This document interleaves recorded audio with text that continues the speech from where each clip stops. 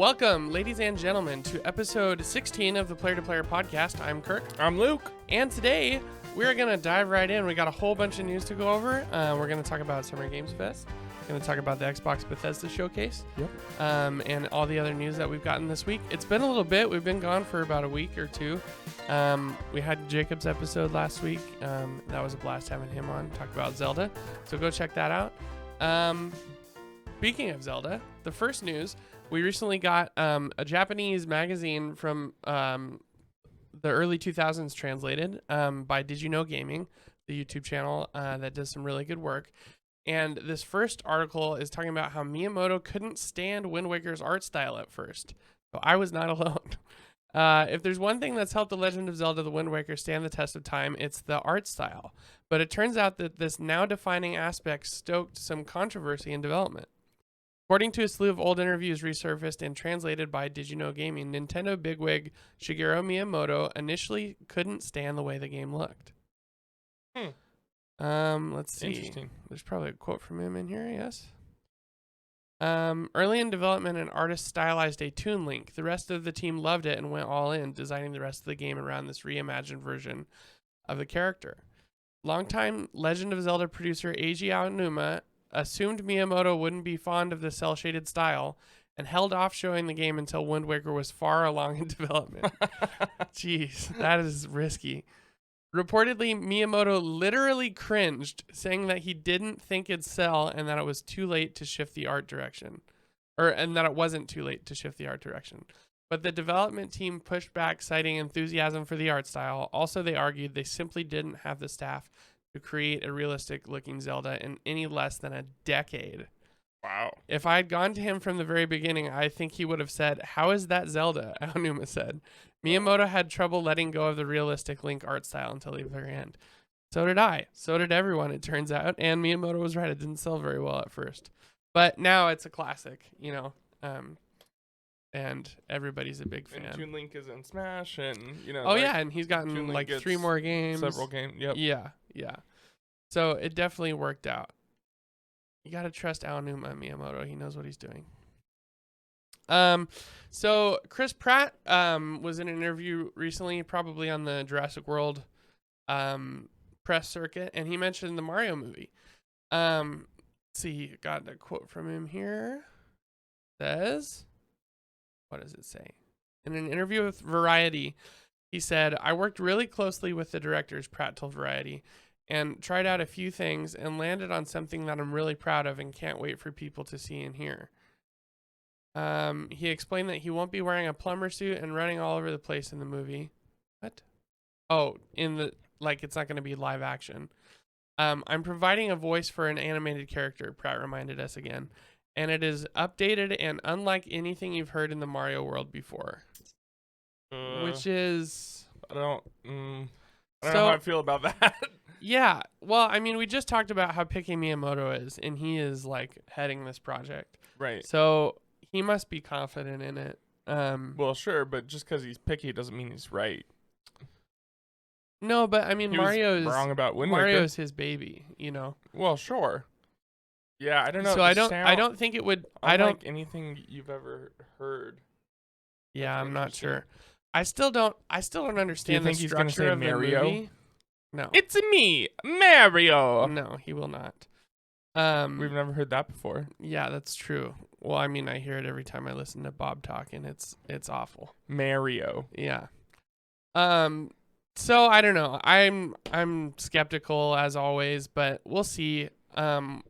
Again, we don't even understand the structure of the movie. Like, is it gonna be like strictly an animated Mario movie, or is it gonna be like the Jumanji movies where they're playing the game and they get sucked in or something like that? Or is it gonna be like Chris Pratt's telling a story and he's just narrating? Or I don't know. So we'll see. It'll be interesting to say the least. Well, I thought we knew it was an animated movie. Yeah, it is animated, but we don't know if it's gonna be entirely animated. We don't know if it'll start live action, and like there's plenty of ways they could do it. Yeah, but that's supposed to come out early next year. So we'll see, I guess. Okay, so Elden Ring just released a few months ago, and it's topping the charts ever since, but From Software doesn't appear to be slowing down. The Dark Souls studio is already hiring for multiple new games, Wow. and Hidetaka Miyazaki reports in a new interview that one of them is already close to completion. Earlier today, From Software tweeted a link to a brand new recruitment site with a bunch of job listings saying the company was hiring staff for a wide range of positions across several new projects. The art in the tweet included not just depictions of Sekiro, Bloodborne, and Dark Souls, but also the mech shooter Armored Core, one of the studio's much beloved long dormant franchises. The job listing page, meanwhile, included over a dozen positions ranging from a game design and art to programming and development support. I can't read Japanese. Let's see. Got a quote in here. Nope. But it sounds like they're already almost done with their next game and they're working on a whole bunch more. So FromSoft is clearly a bigger studio than I thought it was. Yeah. If they're already almost finished with another game. I'm sure they're working on Elden Ring DLC, but they must have a couple different development teams. Yeah, I mean, clearly, like, the Elden Ring devs have been very busy up until, I mean, they're probably still very busy with patching and DLC and stuff like that. Definitely. You know, so. Yeah, apparently Armored Core 6 has been rumored to be in development since 2017. I've never heard of Armored Core. I think it's one of their first. What kind of game is it? Before Dark Souls, I'm not sure actually. It's the 25th anniversary of the series this year, so people are guessing that maybe we'll get a reveal of something like that. But we're not sure. Let's see. Next up, Yuji Naka confirms Michael Jackson composed music for Sonic 3. Something we've long suspected to be true and is pretty obvious if you know anything about Michael Jackson and have listened to this soundtrack. The tracks that the King of Pop worked on have been replaced in the just released Sonic Origins remaster with Sonic 3. And that is so unfortunate. Every time Sonic 3 gets re-released, it doesn't have the original soundtrack. And it's because there's been issues with Michael Jackson wasn't credited, and obviously all of the stuff surrounding him and the controversy with that. But he was not happy with the resulting sound coming out of the console, so he probably didn't like the 16-bit music, you know? Sure. But yeah, we've been wondering this for a long time, and it's finally been confirmed. Yuji Naka says, Does Sonic Origins Sonic 3 have a different song? Oh my god, the music for Sonic 3 has changed, even though Sega Official uses Michael Jackson's music. So yeah, it's changed, and that's a bummer, but now at least we got confirmation that Michael Jackson really did write Sonic 3, which cool. is, yeah. I don't really care. Oh, well, lots of people care. I mean, like, I know, this doesn't, the only thing that I get out of this is that we'll probably never get that soundtrack again. Like, yeah, which, definitely. Yeah, not. I mean, that's of course a bummer, but as far as I don't know, I don't. Yeah, it's like a urban legend kind of thing, and it's always cool when those get confirmed as true. Let's see. Fall Guys goes free to play, and I had speculated that this would not save the game. Well, all the servers crashed, so I thought we talked about. I said this game should go free to play. They announced a long time ago that it was going free to play.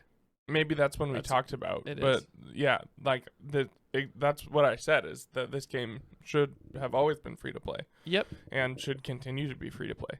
Well, it is now.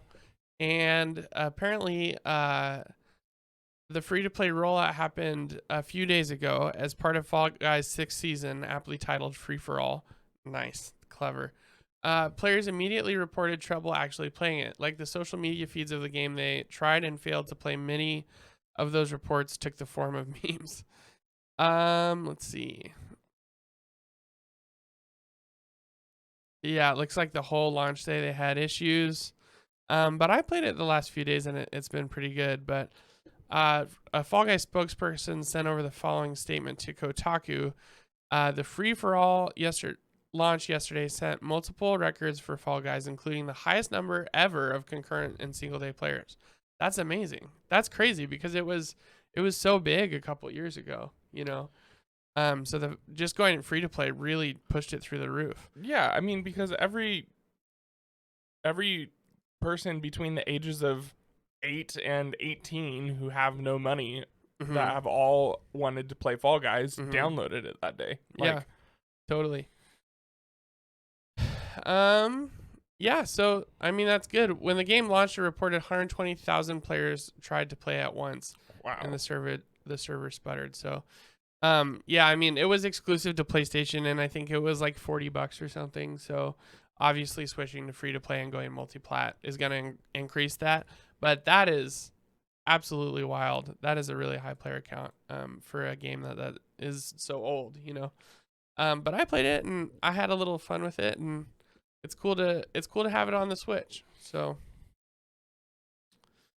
let's see what do we got next. Oh man, so apparently Bobby Kotick is staying at Activision. This Blizzard. doesn't make any sense to me. Doesn't make any sense to me. Let's read and see what it says. Just yesterday, Activision Blizzard shareholders voted to approve a report looking into the company's anti-harassment efforts. While the company itself is carefully considering that, stockholders also gave the green light to the board of director nominees, which included CEO Bobby Kotick. So great. Kotick gets to stay on board for another year despite the ongoing efforts of employees and other shareholders, even right-wing groups, to see him gone. I mean, Kotick has been accused of perpetuating the company's toxic culture, so why would anyone would want to work with him is beyond us. Let's see. Kotaku's very upset about it, obviously. Here we go. Here's a quote from that. Item 507, submission of matters to a vote of security holders, asked the entire company where all 647 million votes. Is that real? That's insane. Were represented in person or by proxy to approve the nominated board of the directors to serve another full 1 year, ending at next year's stockholder meeting. So he's not staying forever. He's staying for another year until like next March or whatever. Oh, well, that's totally that makes sense. He's gonna be there until the merger is finished. Well, this is gonna be definitely for sure through the merger. Yeah, that's what I'm saying. That merger is supposed to close by the end of this year. This is guaranteeing him through several months after assuming that. There's no delays or anything like that. Right. That makes sense to me. Obviously he shouldn't be there, but a year from now he's going to be gone. Yeah, so but it's not like Xbox is taking over and he's done. He's finding ways to cement himself in the position. He doesn't want to leave. So he's going to try everything that he can to stay. Yeah, I don't think he's going to I don't think he's going to be there past another year. Let's see. The report for now telling Kotaku in a previous statement, the company remains deeply committed to a respectful, welcoming workplace for all colleagues. Achoo. I am allergic to bullcrap. Yikes. Anyways, let's hope that guy gets out of there as soon as Phil takes over. Because he said that Activision Blizzard is going to be reporting directly to him. Yeah. So that makes me feel like, you know, yeah, he's going to oust Bobby right away.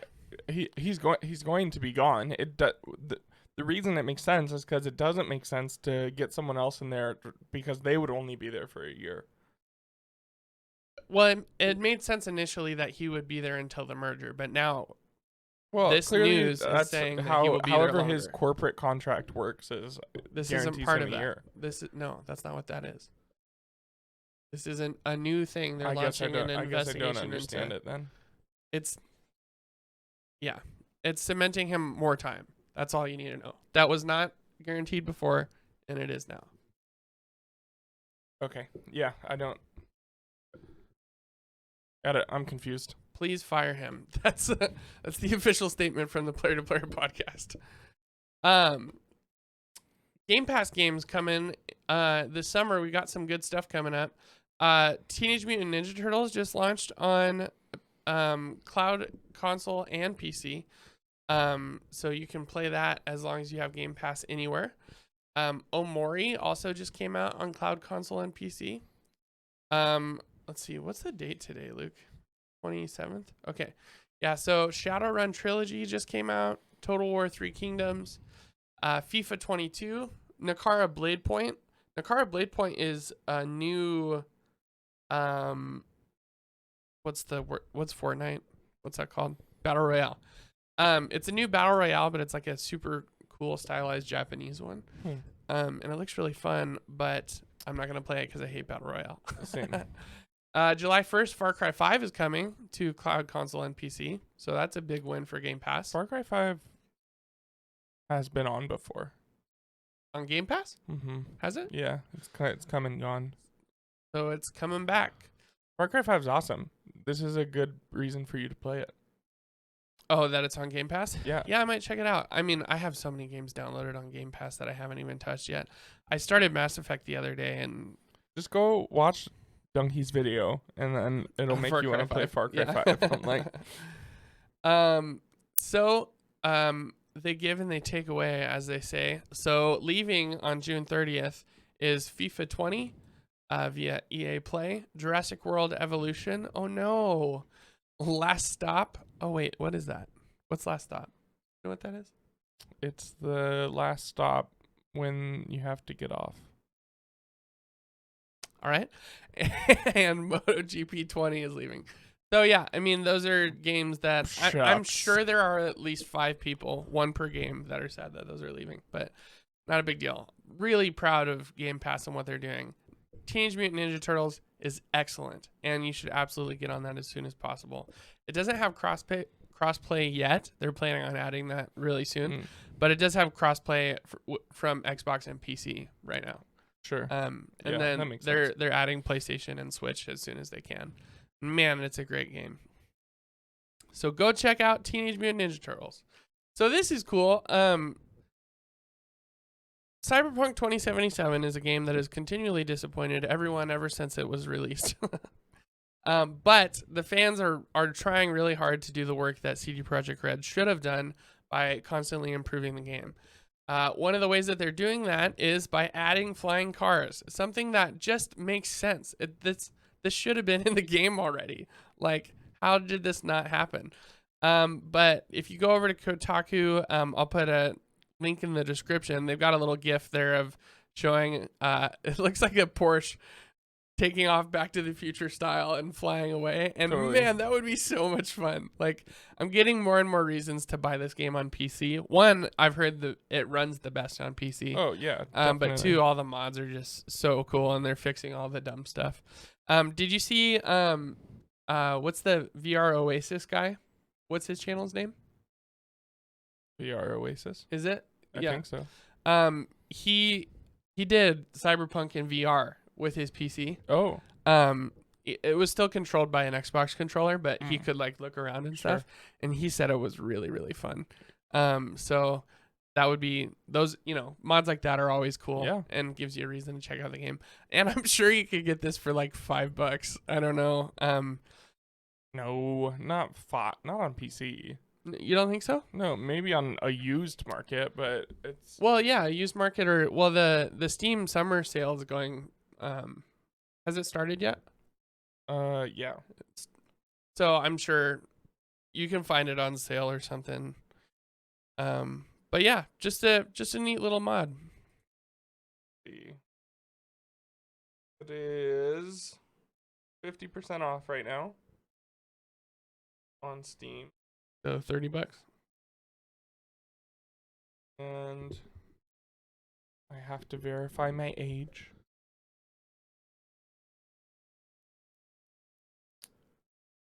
Dead air. $30. $30. There you go. $30 and you can fly VR cars in, or I don't know what I'm trying to say. VR cars. Fly cars in VR. Yeah, you got it. Okay, more reasons to hate Activision. Tony Hawk says a Pro Skater 3 and 4 remake was killed by Activision's moves. Gosh dang it. Stop it. Please stop. Tony Hawk 1 and 2 remake. Did you end up playing that, Luke? Not very much. It is so fun. It is so good. It's such a perfect remake of those games with all of the improvements and quality of life that they added in Tony Hawk 3 and 4. So it's such a good game, and Vicarious Visions is such a good job doing that. But Vicarious Visions got eaten up by Blizzard to work on Overwatch or dumb games that nobody cares about. Yeah. And it got canceled. Tony Hawk he was pretty bummed about this. Let's see. Do we have a Tony Hawk quote? Yeah. I said at the time, this sucks. On a recent stream by Neversoft and Vicarious veteran Andy THPS, Tony Hawk himself was there for an interview. The skater casually dropped the fact that right up until the moment of THPS 1 and 2 release, the plan had been to then move on and bring out a remastered bundle of THPS 3 and 4. Tony Hawk said, I mean that was the plan. You know, even up until the release date of the first one, we were going 3 and 4, and then Vicarious got kind of absorbed, and they were looking for other developers, and then it was over.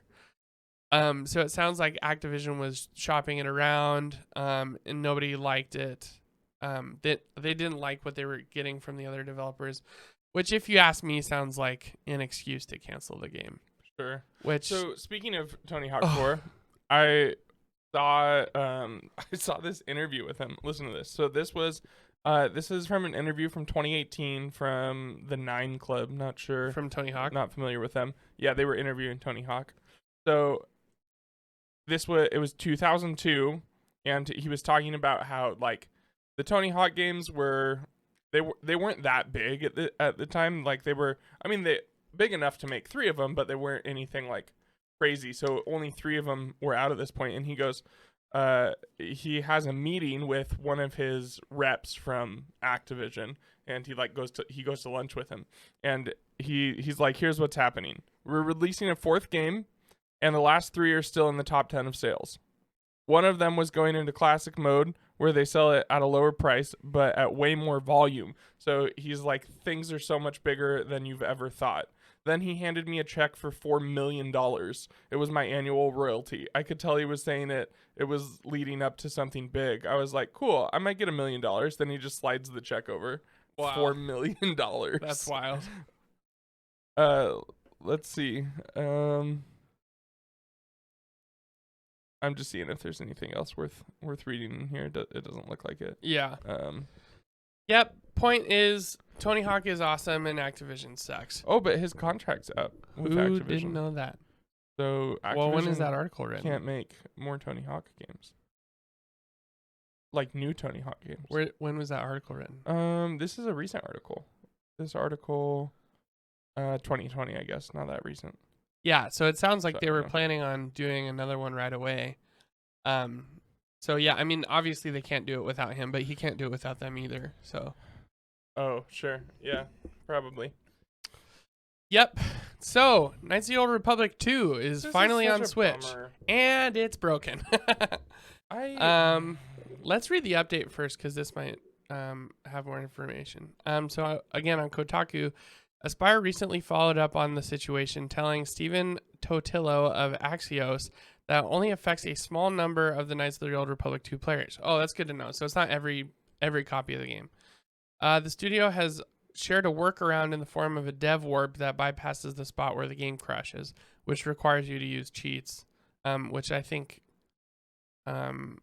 breaks some part of the game, doesn't it? It says like cheat used, and it doesn't let you do something specific. No, you can still do everything in the game. Oh, it just says cheat used. Says cheats used. Yeah. Yeah. So anyways, there's a part in the game, I won't spoil anything, but there's a certain cutscene about 2/3 of the way through the game or something like that, depending on how you progress, where right after the cutscene it crashes the game, and it crashes it every time. There's no way to get around it unless you use a cheat code. So apparently it's a known issue. They tweeted the other day, yes, we are aware of our dev team is working on delivering the patch as soon as possible.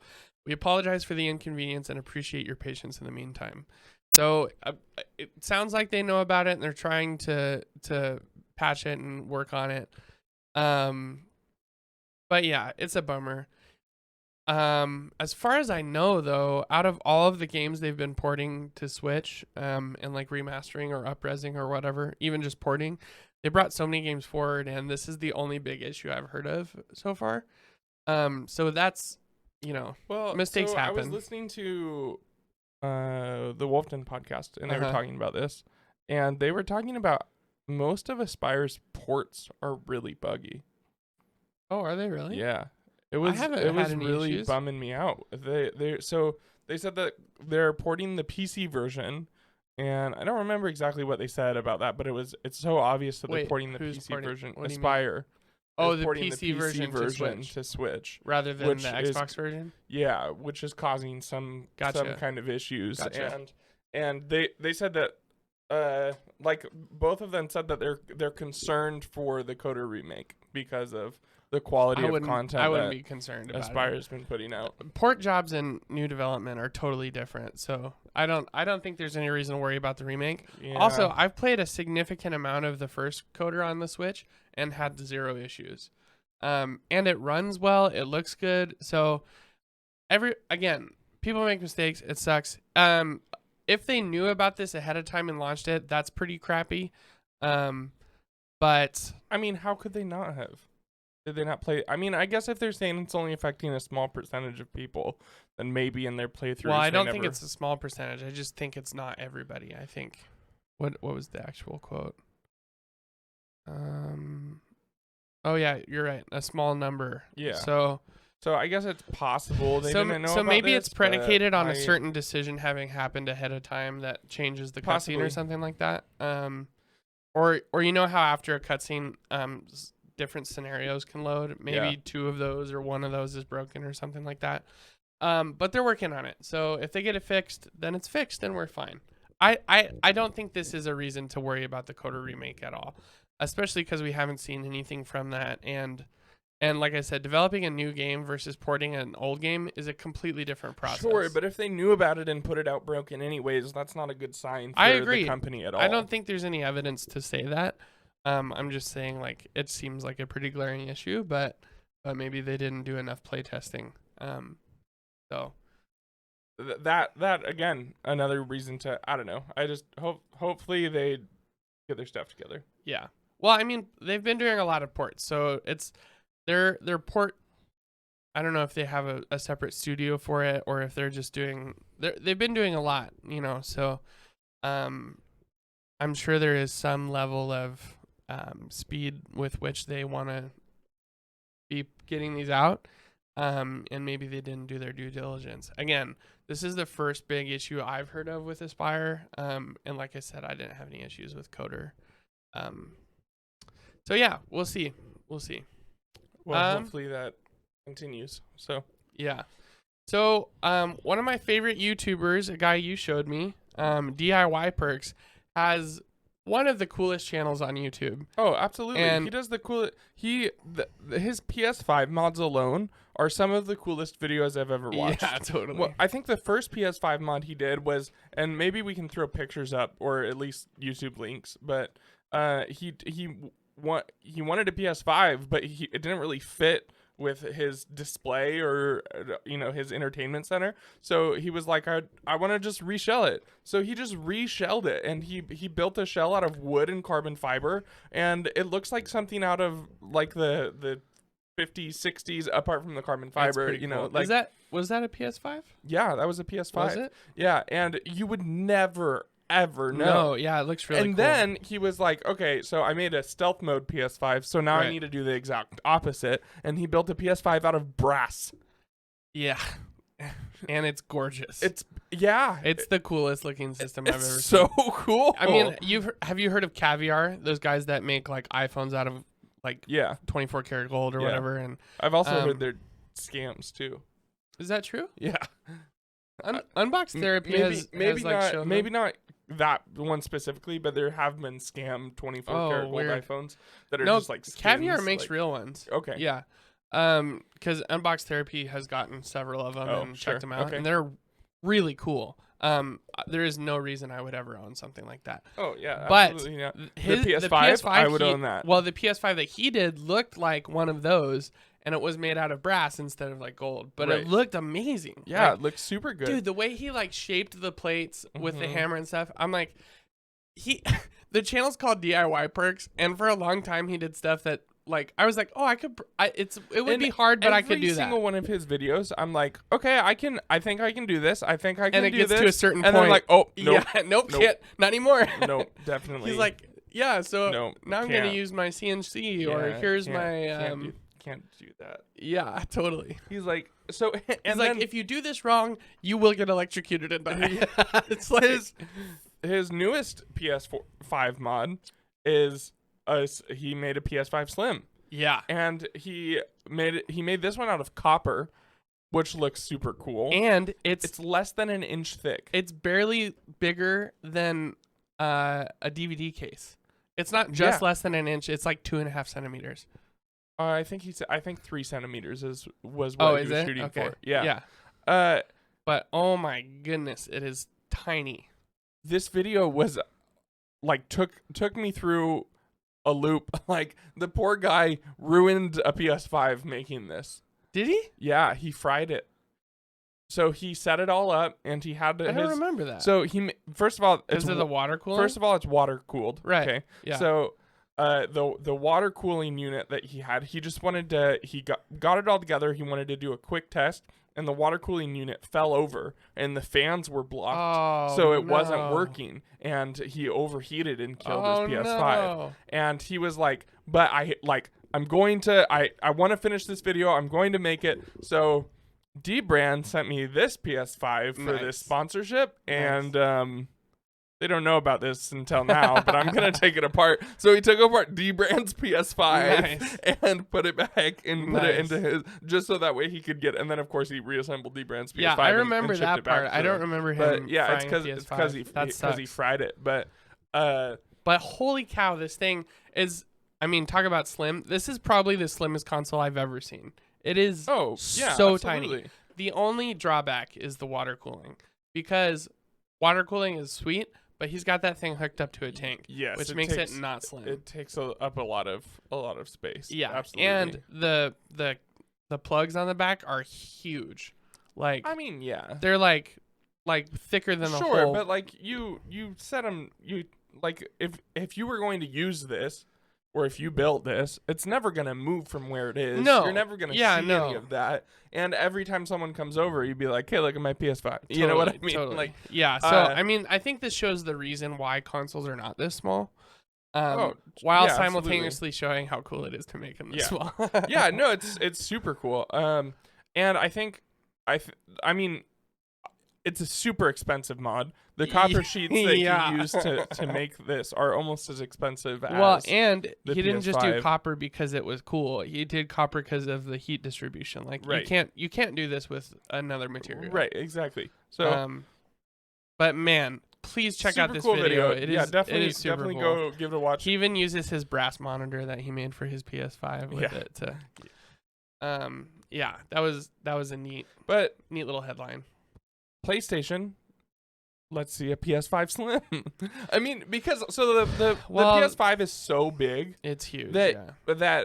I mean, obviously they don't have to make it 3 centimeters thick, No. but just smaller would be awesome. I think we'll get a PS5 Slim. Well, yeah, I mean we always get a Even slim console. honestly, even if they just took off the plates and then shrunk it down like an inch in every direction, Yeah, and it'd made be a lot it look a smaller. little different, it would be And made it to lay much down smaller. instead. Yeah, and have it lay down.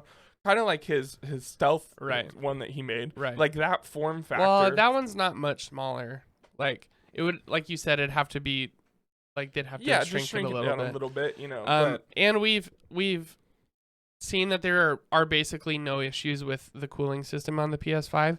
It's because of how big of a problem it was with the PS4 and the Right. PS4 Pro. They went overboard on oh this yeah, one. definitely. And so the vents all the way around the whole thing, and it's a big old fan inside, and Yep. like all kinds of like huge heat sinks and stuff. And I think it was Austin Evans showed like how unnecessary all of that was. And so we can definitely get a PS5 Slim. The issue is we can't even get a PS5 right now. Well, Like, right. But so- and also I don't see how Didn't you say Best Buy had some the other day? they had 2. And how'd that go? They were gone within 5 minutes of us opening. Yeah. Like, I'm not even kidding. Yeah. No, I don't even think it was 5 minutes. I think it was like 2 or 3 How minutes. did people know about it? Someone somehow ordered one online, Oh, okay. and then one of the vendors for Best Buy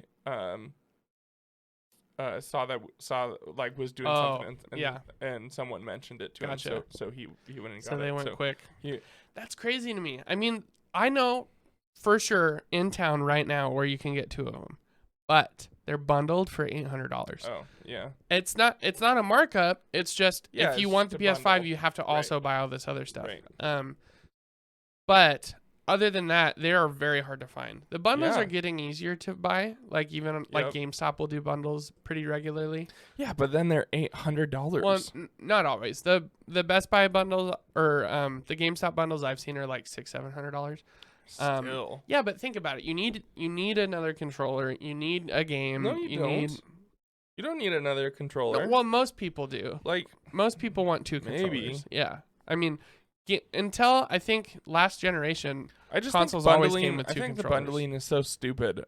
But with that said, I get it to attempt to stop. No, that's not what it is. It's to make money. They do bundles to make money because they know the PS5 is gonna sell. They bundle it to, like it's not to try to help people get one. Like that's not the goal.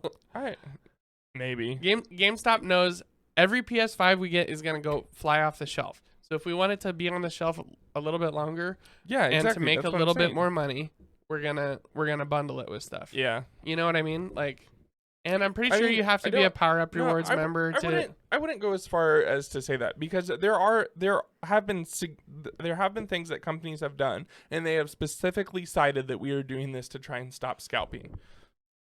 Yeah, that's and that different. is where like bundling Well, like came I'll out agree. of. I'll Like, agree with you on that.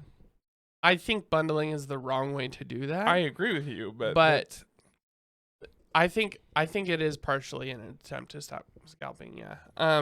But a lot of ways. I mean, we've even seen because you and I have sat in the queue. I've bought like 4 or 5 PlayStations for friends and stuff like that. Yeah. I've done this a lot.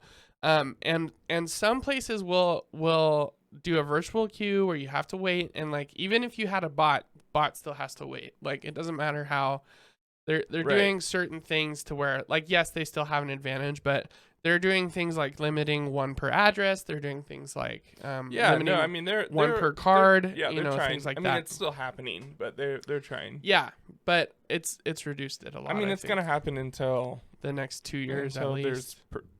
a steady line of production. Right. you know, Yeah, like- which is just Like, getting it's- worse all so the time. it was happening with Series S's.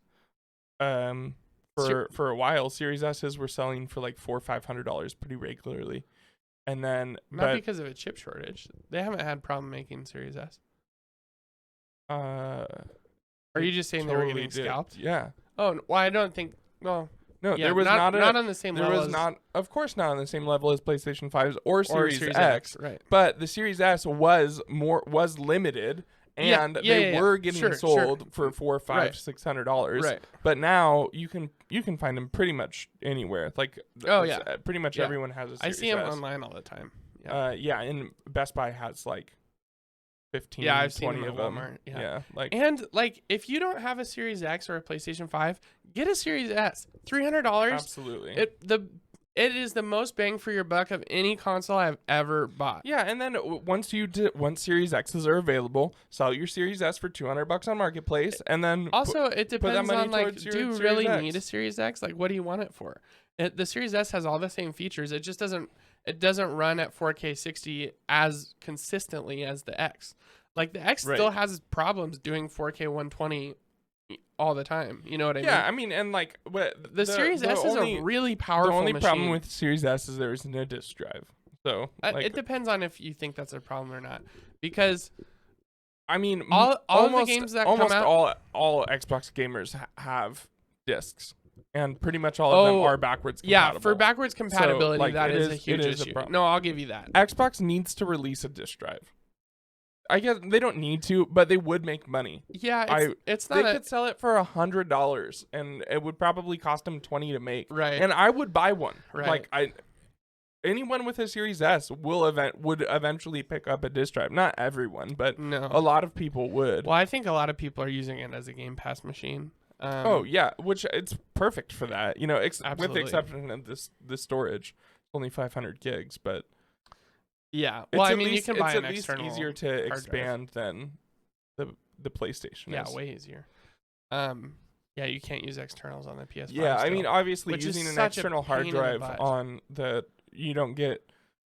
It's going to run Also, slower. I think on the PS5 you can use an external drive. I think you just can't run games off of it.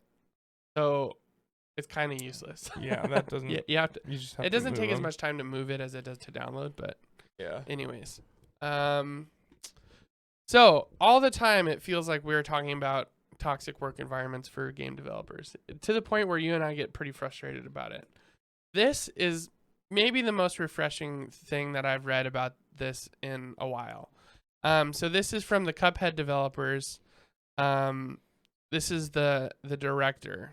Her name is Moldenhauer, and she explained to IGN that she doesn't mind the long delay, as mental health needed to be at the forefront of the studio's priorities.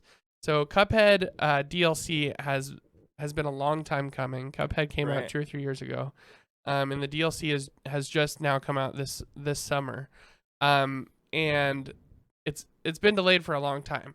But she said the number one thing, especially through COVID, was keeping everybody happy.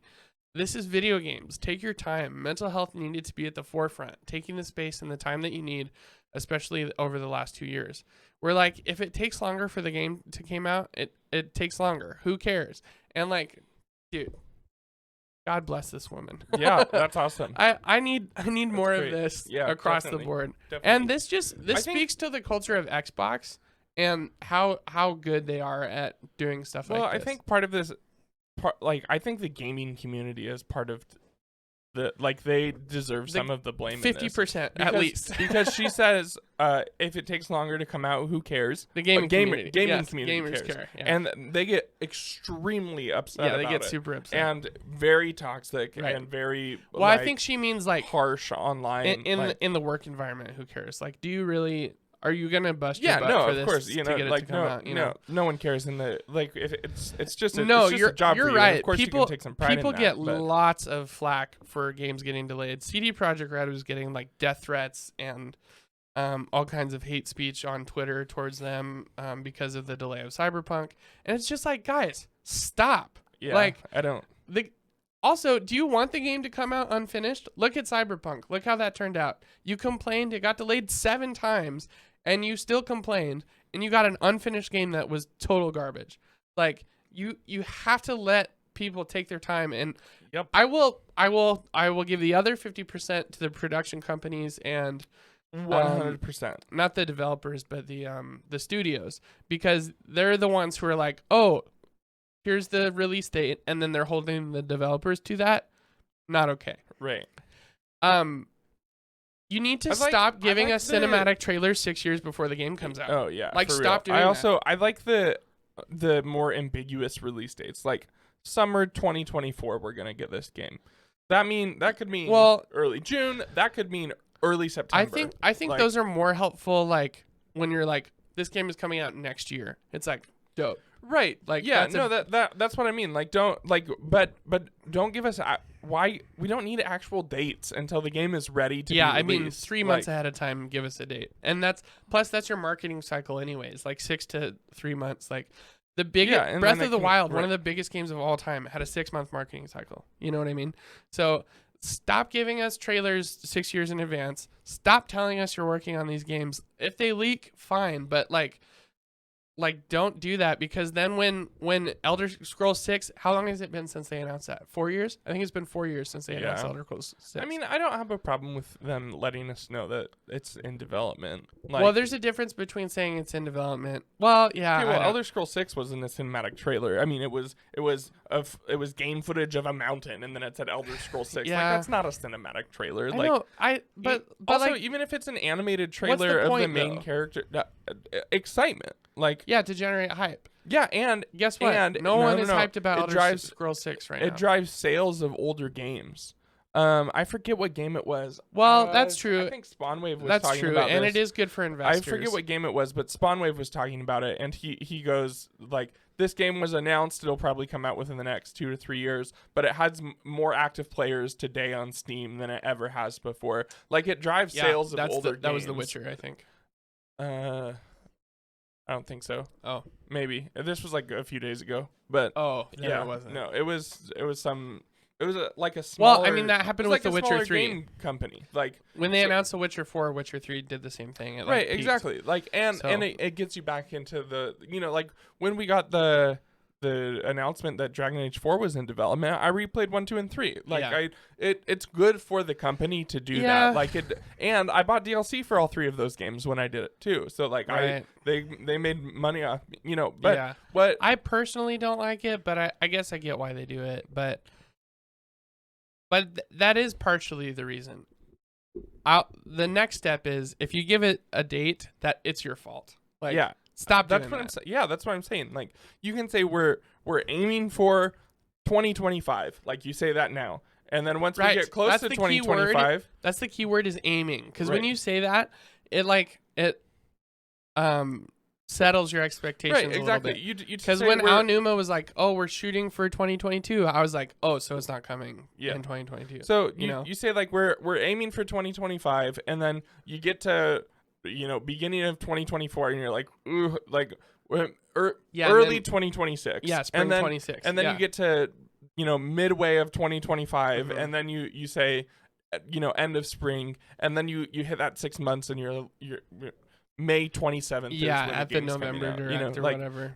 But if you're gonna announce your game 3 years from now, and you're like, June 1st, 2025, you'll have this game, which I don't think that happens that often. I don't think it does either. It's not that extreme, but they do give us dates way too soon. Totally. And even if you say I think the biggest issue is it's like 18 months to a year ahead of time is when they're dating it, and then we wait and it gets delayed. And even if you want to like narrow it down a little bit, just say September of 2025 it's coming. Yeah. Because then you have a month to play around with there. Right. Like that could be September 30th or September 1st. Like that could be a significant amount of development time. Like, developing games is hard. It's a lot of work. It's basically impossible. Like, the amount of things that get released versus the things that get started is like 100 to 1. I think we also need to start seeing harsher responses to the toxic community from companies. Like, this is not even. I don't just know if that's the company's job. This isn't even. I think it is. Like, this isn't even. Not even talking about like, gaming specifically, but even in gaming, like CD Projekt Red, if they get death threats for not releasing the game, they need to come out and be like, and say that. Like, I don't know. There just needs to be a stronger response to it, I think. Like, for instance, why can't I who's the Smash guy? Why can't I remember his name? Oh, Sakurai. I guess he didn't come out and like say something like super harsh about this, but like Waluigi fans sent him death threats about Smash not being. Yeah, so he announced it on a purple and yellow stage. Right. You know what I mean? Well, he was cheeky about it. Nintendo would not have let him release a statement like that. Yeah, no, for sure. I just mean like, but I feel like just because as much as like they hate you, these are the people that are gonna buy the game. You gotta not piss them off. Like, to some extent, it's like, I agree that behavior is not okay. I think that's up to influencers. I think that's up to the media. Those are the people that need to call that out, not the game companies. Okay, yeah, that's fair. I guess I'm not necessarily like talking about and the rest of the gaming community, because you think about how toxic the Call of Duty fan base is. We're talking about maybe thousands of players out of literally like tens of millions. You know what I mean? So it's like if Activision releases a statement that says, "Hey, Call of Duty community, stop being, idiots," like that's gonna hit millions of people that didn't do anything. I guess that's true. I guess that's true. So I again, maybe not studios, but we need to be harsher on toxic behavior. Like, I'll do it just as a society. I'm fine with that. Like, yeah, a society, nice, a society. He says, what? We live in a society. It's a Joker thing. It's a me. I don't think you. Okay. Yeah, don't worry about it. Cool. Good joke. Let's see. People will laugh at that. Okay. What is this one? Oh yeah. Pokemon Snap is coming to Nintendo Switch Online. The 64 version. That came out a few days ago and is now available. So if you have a Switch Online membership with the expansion pass, you can go download that and have a great time.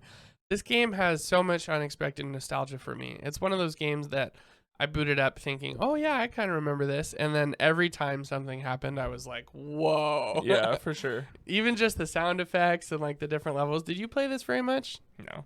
Oh man, you missed out. Great game. And then the sequel obviously came out last year, and that was super fun. Did you play that one? Mm-mm.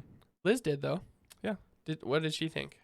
She liked it. Yeah. Yeah. It wasn't like her favorite game ever or anything, but I need to get back to it because they added a whole bunch of content. They added like 2 more maps and a whole bunch of new Pokemon and stuff. So, but yeah, Pokemon Snap on 64 is a great game. Go check it out. Okay, so let's get into Summer Games Fest.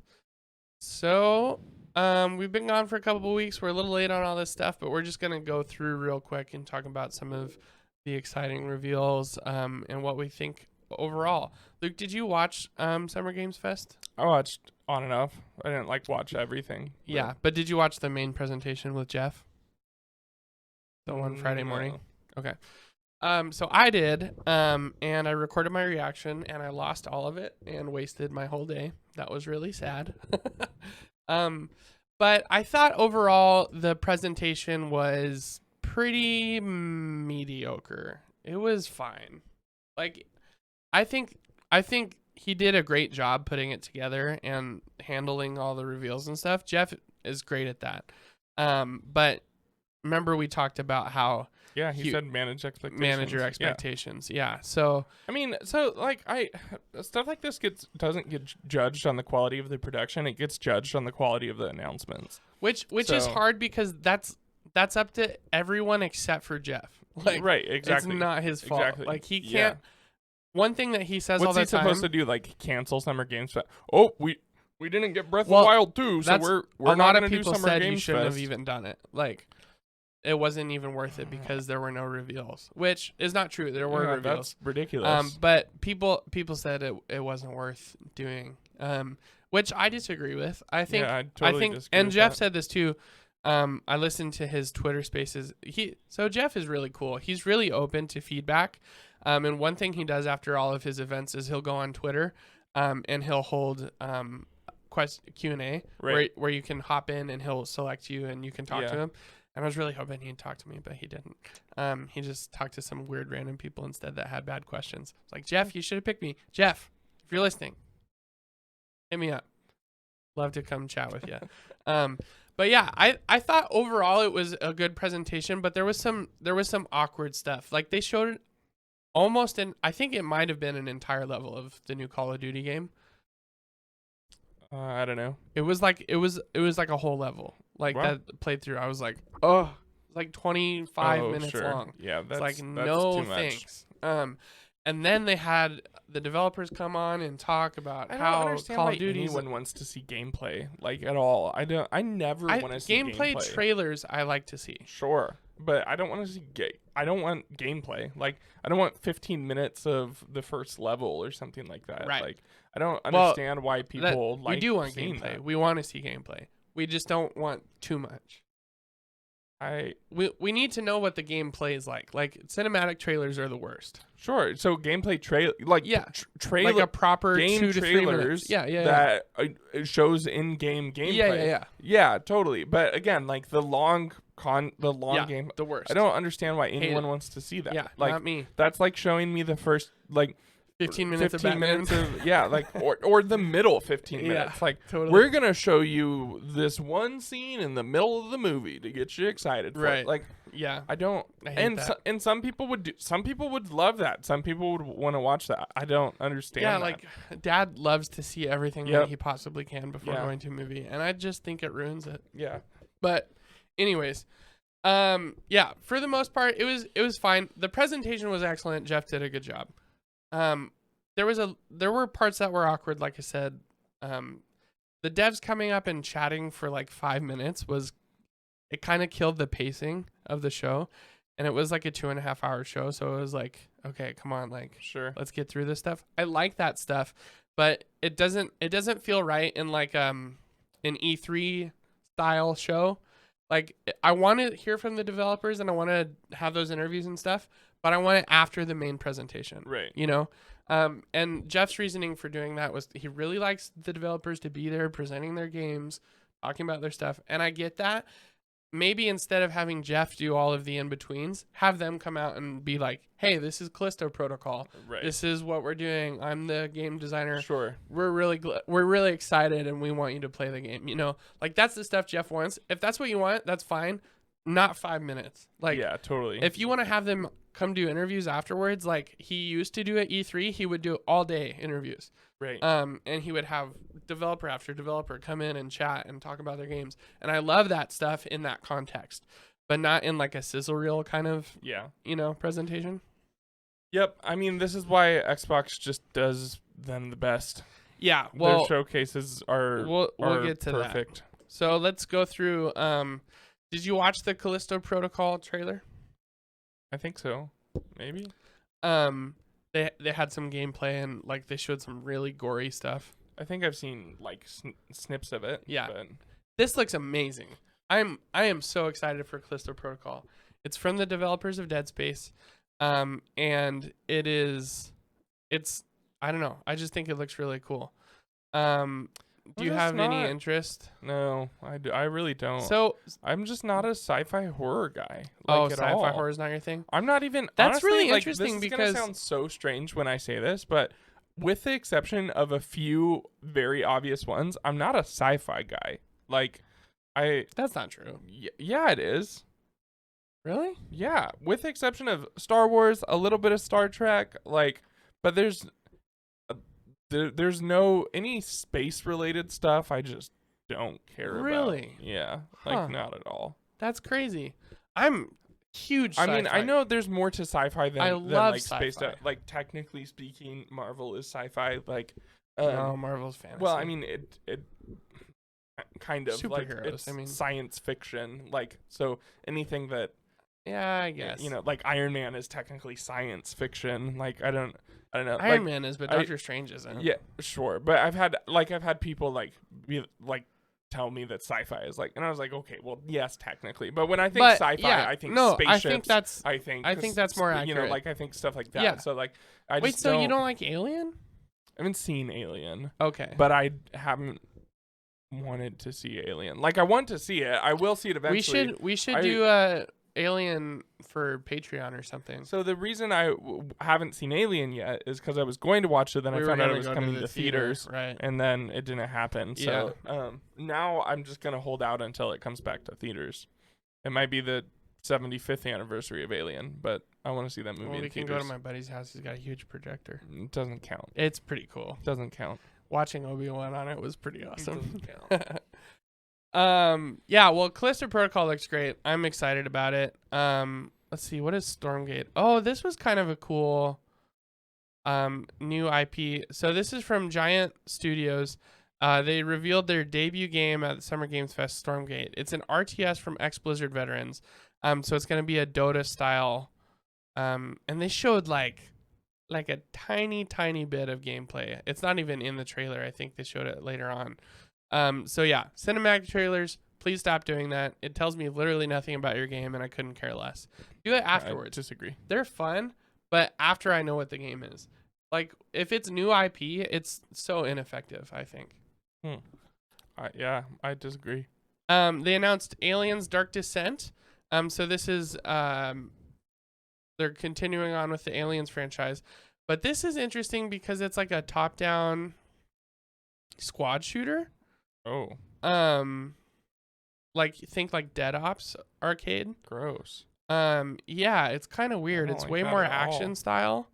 Well, I mean, it looks fun, but it just doesn't look like what I want from an Alien game. Yeah. You know, kind of weird. But that's coming out next year. We got way too much Call of Duty Modern Warfare 2, and I am now convinced I don't care at all about this game. So excited for this I game. couldn't care less. I don't. Tell me like, why. I don't know. It's because it's Modern Warfare 2. Like, Well, I it's think because Soap is coming back. I didn't know that. Oh, you didn't? Actually, no. Isn't that the Skull guy? No, that's Gaz. Oh, So yeah, I don't know. it's the whole crew back together. It's Soap and Gaz and okay. What's the other guy? I guess Ghost that's or kinda something? Cool. No. Oh. There's I don't remember all the names. Like, that's kind of cool, I guess, but I don't know. It's like. So here's the wait, thing. that doesn't make any sense. This is a sequel to Modern Warfare. Yeah. To the new Modern Warfare. Right. So Soap can't be in this game. Why not? Because he gets introduced to the crew in the first Modern Warfare. Maybe it's a rework of Modern Warfare then. Dumb. Or a different perspective. Yeah, I don't know. I don't quote me on this stuff. I'm not a Call of Duty guy. Anyways, I watched the trailer. Listen, Call of Duty campaigns, their set pieces are like next to none. They're incredible. They do a really good job. Yeah, they do a great job. The first level is like on a boat that's tilting back and forth. So all this stuff is moving. Yeah, and, they did that in Call of Duty 4. Oh, Modern did they? Warfare, the first level, same thing. Oh, so maybe it is a It's rework on a boat, of like Modern Warfare then. Maybe. But anyways, it looks beautiful. They do that well. My thing is, like, if you're producing at a 10 all the time every year, 10's not enough anymore. You got to do better. The graphics, like, they look fine. They're not stunning. And it's just Call of Duty. Like, I saw nothing in this trailer that I was like, oh, I need to do that. Like, I need to play this. Yeah, you know well, what I mean, I call it, you know what you're getting with Call of Duty. Exactly. And they're making a game to a certain audience. And if that's not for you, that's not for you. Well, like, that's totally fine. That's fine, but they're acting like it's for everybody. So my thing is, if you want it to be a blockbuster hit and you want to sell more, I mean, it will be a blockbuster hit. It'll be one of the best-selling games of the year. Like, yeah, it always is. But it's Call of Duty's been declining in sales perspective to itself. sure. So I'm saying if you want to beat it every year and keep getting bigger, you're gonna have to innovate and you're gonna have to do more stuff. So that's why I'm hoping. See, no, I disagree with that, though. I don't think you have to innovate at all. I think you have to make a good, like, you have to, what is most important about this game is mechanics more than anything else. If this is a good, if That's what this I'm talking game is about. good, well, you say innovate, like, I mean, that we've had good mechanic Call of Duties and bad mechanic Call of Duties, and the bad ones are usually when they're trying to innovate Yeah, and do and something instead new of and get more having it people good in. and bad and like- good and bad, you need to constantly be improving. Sure, but you can only improve so much. Like, Well, yeah, but that's also, when you add new stuff. the thing with Call of Duty is you have so many different studios. What was you have different studios in here. The Future Warfare one, where Infinite Warfare, uh, Advanced Warfare. Advanced Warfare. Advanced Warfare sucked. I liked a lot of the ideas from that game, though. Like, it was cool how they did Nuketown again, and it was all future-y. That was Black Ops 3. Oh, well, then that's what I'm talking about. Was Black Ops 3 good? With the kind of, but I don't want a jetpack in Call of Duty, and that's basically Yeah, what I think that's cool. Yeah, no, like, go play Halo. Yeah, totally. I don't like. That's not why I'm here to play Call of Duty. Right. You know, like, I don't. And that. So Well, that's then- the thing. well, then do that's the thing Warzone with, and do with that. good and bad and good and bad and good and bad is Yeah. you have 3 different studios making these games. Right. So every 3 years, the studio is up for their next game. So Yeah. you get a mainline every year, but you're getting Sledgehammer, Treyarch, and Infinity Ward, Right. and all of those are very different And people studios, and they they make don't like very Sledgehammer different or games. Treyarch, right? Well, Treyarch Treyarch is zombies, so the zombies Treyarch is community zombies loves good, but zombies. they messed it up, right? With the newest. Yeah. Well, but the newest one is a Sledgehammer game that Treyarch developed zombies for. But it was still bad. Yeah, that's why it was bad, because Treyarch is working on their own game, and then Activision was like, make zombies for them. Oh, I see. So Okay. what I think happened is they were like, you bottom of the pole devs, like go make a new zombie, do whatever you want. Right. And that's why it was such trash. But because I think that like the big names, the big developers are working on Treyarch's game, which makes sense. Why is Treyarch co-producing with Sledgehammer? Like this, it's such a confusing. Well, in an ideal world, that can work out really well. Like think of Breath of the Wild. But not when you're forcing Treyarch to make a mainline game at the same time in a couple years that has to release a couple years. So from then, Monolith Soft was working on Breath of the Wild. This Treyarch got delayed. Treyarch's game got delayed, which is the first time in 2 decades that a Call of Duty game hasn't come out. Right. Like, so I mean, that's proof. Like they overloaded those devs, and like they couldn't. And maybe if they weren't working on a AAA game, it would be different. Right. Exactly. But, if you want a AAA game every single year, you get multiple studios to do it. I have no problem with Activision doing that. I think that needs to stop. But I think people are burnt out on the Call of Duty every year. I don't think so. I mean, the last one only sold like 40 million copies. It was bad. It wasn't because it was. What are we talking about? Cold War? No, we're talking about Vanguard. That's the newest one. Cold War and Vanguard underperformed. I know for sure. Like I read a lot about this. Okay. I don't know. Anyways, I just don't care about this game. This game's gonna do great. You think it's gonna sell really well? Better than the last two? Absolutely. Yeah. It'll outsell them both. Yeah, the Modern Warfare brand is pretty strong. Okay, so let's see. They announced a game called Flashback 2, which is apparently like a return to a 30-year-old franchise. So that's cool. I don't have a clue what it is. Then they did Fort Solis. So this game looks really neat. This has Troy Baker, who's like one of the most prolific actors in video games, and the guy from Red Dead, Arthur Morgan. Oh, okay. So he's gonna be in this. It's space horror. Course. But it looks really cool. They said they wanted to do Dead Space meets what was the other game? I don't remember. Let's see what they say.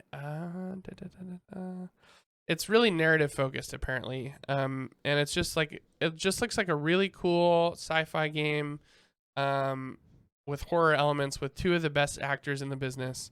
And Troy's very excited about it. So to hear that, knowing Troy and listening to the Play Watch Listen podcast every week, he likes to do things for the art of it and for like his what it gives him as an actor. He doesn't just like sell out and do anything, which you might think if you look at his catalog. He does so many things, but he does things because he wants to be a part of them, and that's what he was talking about Fort Solis. It looks like he's pretty excited about it, and I am too. I like the art direction, and again, these are both of some of the best actors in the business, which when it comes to a narrative-focused game like this,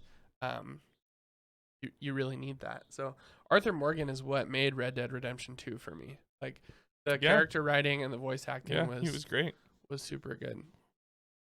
Then we got Witchfire. This game looks sweet. Do you remember seeing this one, Luke? No. So this got announced at the Game Awards way back in 2017.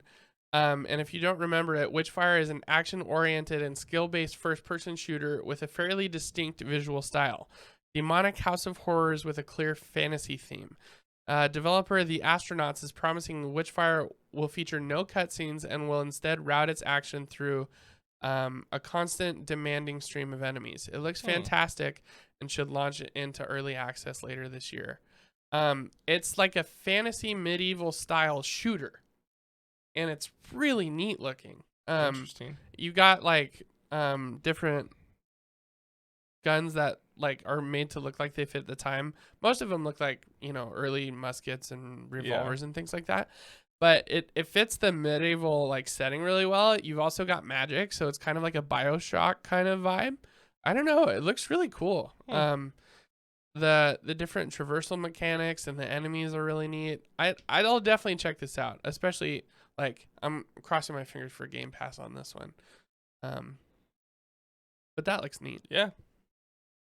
Okay, so Routine. This one's really unique. So this is a science fiction horror. Oh my god! I was literally about to say, why is there like 17 Dead Space games coming out? There's in a the lot. Next 2 years. I don't. Do you know why? understand. Because Dead Space was really good, and people have been working on Dead Space like spiritual Since it came out, successors. like 15 years ago. Well, no, like, but so strange to me. so this one, again, See, this one really leans into the like alone in space kind of feeling, and I just really like the art style. This stuff.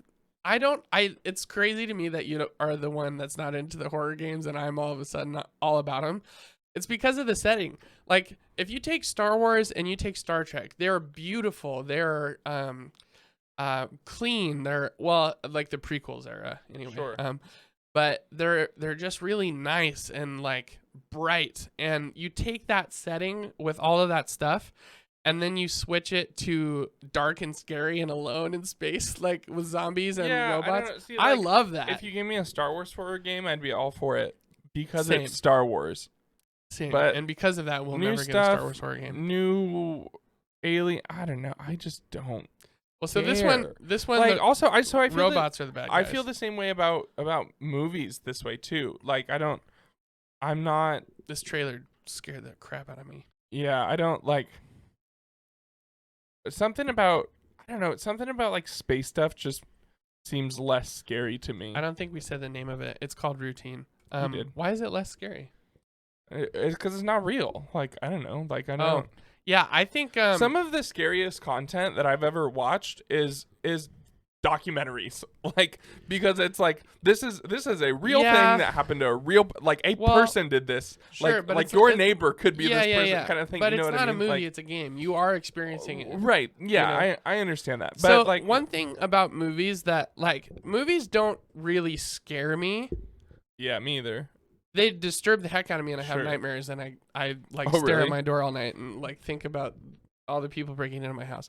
That happens. But when I'm watching the movie, I'm not like, I can't watch this. Well, you know, right. when I'm playing video games, I am terrified. Sure. Yeah. Because and it's definitely a different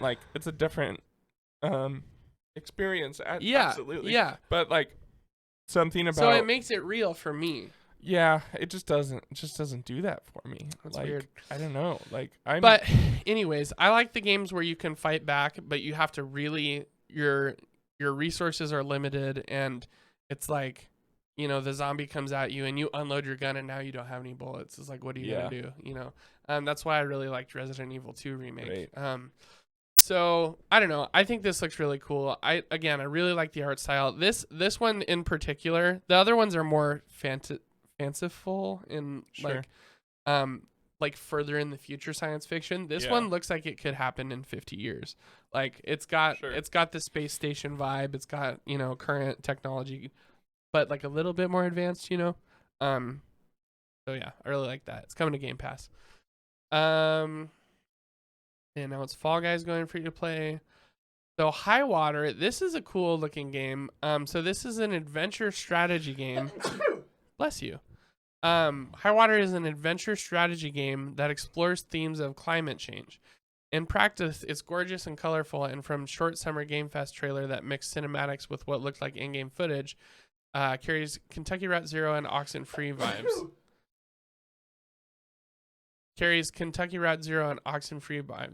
That's a splendid mix at face value, and while both of those games are mostly non-combative, narrative-driven games, one scene towards the end of High Water reveal trailer showed the central group breaching the shores of an island manned by soldiers armed with automatic weapons. So this comes from a studio that is really well established, and I think they did make Kentucky Route Zero and Oxenfree, and it's coming late this year. But it looks like a really cool, almost Inside style, like side scroller.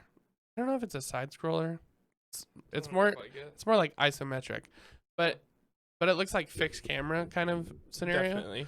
But it looks really cool, and I love the concept of like like post-apocalyptic always does it for me. I don't never gets better than that. So that one looks neat. Oh, this is what I was thinking of. Okay, so this is from Out of the Blue Games and Raw Fury. It's called American Arcadia. It's set in a 70s retro futuristic metropolis. American Arcadia will take you into a world where all citizens lead a life of luxury, unaware that they're being broadcast 24/7, and a drop of popularity ratings can cost them their life. This one looks like it's going to be a lot of fun, and we're desperate to get our hands on it. So this is like, take the Truman Show with Jim Carrey I'm here for this. and make it a whole city. This with is cool. A lot of people. So like I don't know why, but when it comes to like futuristic stuff, the 70s future Oh, I love is it. so much cooler I than think what it's we've because had. I think it's Like- because of the Batman animated series. Like they did so much stuff with that. Yeah, I don't know, maybe. Like I don't know. That's like, for it's me like, what I think. Of. even when we were at Disney World and we were in Epcot and we Yes. were going through the Yes. future stuff and everything, it's like it still feels like future to me, which is funny because Totally. because like none of it is future like Right. anymore. Other Right. than like you're like. I don't think we'll ever have anything that they thought we were going to like. Flying cars is never going to be a thing like that. Well, it already is a thing. Yeah, not like in the way of everyone has their own flying car. Like that's not I don't that. know about never. No, but that's it's not gonna take a lot more. the work. idea of flying cars will not be a thing. I don't think that will. Not never. Nope. Just not anytime soon. Nope, it'll be self-driving. But That- once self-driving flying. once self-driving is perfected, maybe we'll get to flying. Self-driving is like but- a year away from being perfected. No, it's not. Yes, the it problem is. was no, it's not. The problem with self-driving. Yeah, it is. No, it is not. The problem with self-driving is human error still. Self-driving is ready to go today if everyone has a self-driving car. But self-driving cars are having a really difficult time adapting to the other drivers on the Yeah, road. and according to Elon, he will have a car that can go from LA to New York unassisted in a year's time. All right. Just saying. We'll see. I'm just saying. We'll Elon, see. Elon always delivers. He might be a little late, but He's he always delivers. late. Yeah, most of the time. So 3 years from now, we'll have a car that but can the go. things that he says come true. So yeah, 3 years from now. Yeah. So then we and get then flying cars. No. Once self-driving is completely perfected. Yeah. Also, the other issue with self-driving cars is weather. Self-driving cars have a really difficult time in the snow. Not in the rain. In the snow, Yeah. because they can't see the road. Everything is white. So not only that, but you have ice. You have like Sure. black ice thing Yeah. stuff like that. Like winter interesting. driving, self-driving cars have a really hard time with Yeah. winter driving. Like Yeah. so but once self-driving is perfected, I don't then think maybe we'll I see don't think flying. we're that far away. But I would not be surprised if we don't see flying cars in our lifetime. Anyways, point being, this game looks sick. this Yeah, this it is looks cool. definitely the inside style side this is- scrolling. Oh, yeah. That's kind of a bummer. Why? I'm just not a side scroller. But it's not like fully side scrolling. Like look at this shot. It comes in and out of like it's still side scrolling, but it kind of moves the angle, you know? Yeah. And I'm not sure if it'll be like a puzzle game or whatever. I just but want a game like have you played We Happy Few? it looks really neat. Yeah, I didn't like The it. first 15 minutes of We Happy Few is was great. solid. Can I have that? Yeah, I want totally. that. Yeah, totally. I want that game. Like but you get out of it and it's like open world and resource Yeah. gathering and you're like Yeah. what the, like, Yeah, it totally as soon threw as I me hit off open guard. world I was like Yeah, same. this is not I what made this it. I game made should it be. maybe half an hour, 45 minutes past. Yep. Yeah. Yeah, absolutely. But that should have been a narrative driven like level based game. Okay, so this is the best trailer of Summer Games Fest right here. When they did this trailer, I was convinced that they were finally gonna do Dead Island 2. I was like, no way, is this really Really? happening? Because this trailer is the Dead Island 2 trailer, but redone for Goat Simulator 3. That's so funny. So you get the guy running with his, headphones on, and he's walking past all the people. And in the Dead Island trailer, he doesn't realize that, people are turning into zombies behind him and like killing people and sure. stuff. But in this one, what happens instead is the goats show up out of nowhere and Nice. start That's great. knocking stuff over. And I was so hyped This is. I didn't even know there was a Goat Simulator 2. I didn't either. I think all of the expansions and stuff maybe is what Is what they it was counted Goat as. Simulator 2. Yeah, but so Goat Simulator 3 is coming, and man, what an excellent trailer! I was definitely very be pleased. playing this game. Oh yeah, yeah, that was really cool. So it's coming to the Epic Game Store and console platforms later this year. Oh, and Marvel's Midnight Suns. Aren't you so excited? So the Marvel Midnight Sun trailer showed Venom. It showed Wolverine. It showed the Scarlet Witch, some of my favorite characters, and I couldn't care less. Yeah. I'm so pissed about this game. So it's one thing to take a setting that should be open world and exciting and explorative and adventure style and make it an XCOM game. That's already kind of a red flag. Like, what are you doing? But then adding a card game mechanic to it. Yeah. It's like, are you joking? Not only are you going to make it an XCOM game, but you're going to make it a really bad one with a dumb gimmick. Oh my gosh. What a betrayal of such a cool idea. I am so bummed about Midnight Suns. It stinks. It's coming to Game Pass, and I'm not going to play it. Like, I don't If care. there was one Marvel character that we could get Insomniac to do a Spider-Man like open world game, what Marvel character Oh, would that's you such want? a hard question. Well, I mean, they're doing Wolverine, so that would have been one of my top 3 before. Really? Yeah, Wolverine? definitely. Interesting. Yeah, Okay. 100%. I've always wanted a game like that for Wolverine. I mean, I feel like it would be difficult, but I So would my love quick- Doctor Strange. I was gonna say Iron Man. I think would be amazing. Okay. Iron Man's a quick go-to. Sure. For me. Doctor Strange would be neat. I feel like I it don't would be think- hard to do. I don't think the But- Insomniac treatment would work for Doctor Strange. Yeah, that's what I They'd mean. have I to think, make. I think well, Doctor Strange would be better for like Not the Spider-Man like Insomniac a Guardians. Yeah, if they style. did. Well, I was gonna say if they did the Ratchet and Clank style for Right. Doctor Strange, Yeah. that would work perfect. Like a linear game Yeah. with open levels. You know. Yeah, totally. That could be really neat. Doctor Strange would be weird. Like that could be really cool if they did like a Psychonauts thing with him. Yeah. You know, some I'm weird trying to think. psychedelic platformers. I mean, like not Marvel Batman, right? Like that's oh who yeah, you, Batman. you went. But But like, we have but 4 if of we're those already. if we're sticking to Marvel, like I think Hulk would be really fun. Hulk would be fun. Yeah. Hulk. Do you remember the Hulk game Yeah, on of Xbox? course I do. Total that game was Destruction. so much yeah, that fun. game was amazing. I think Iron Man. I think Iron Man's a good guess.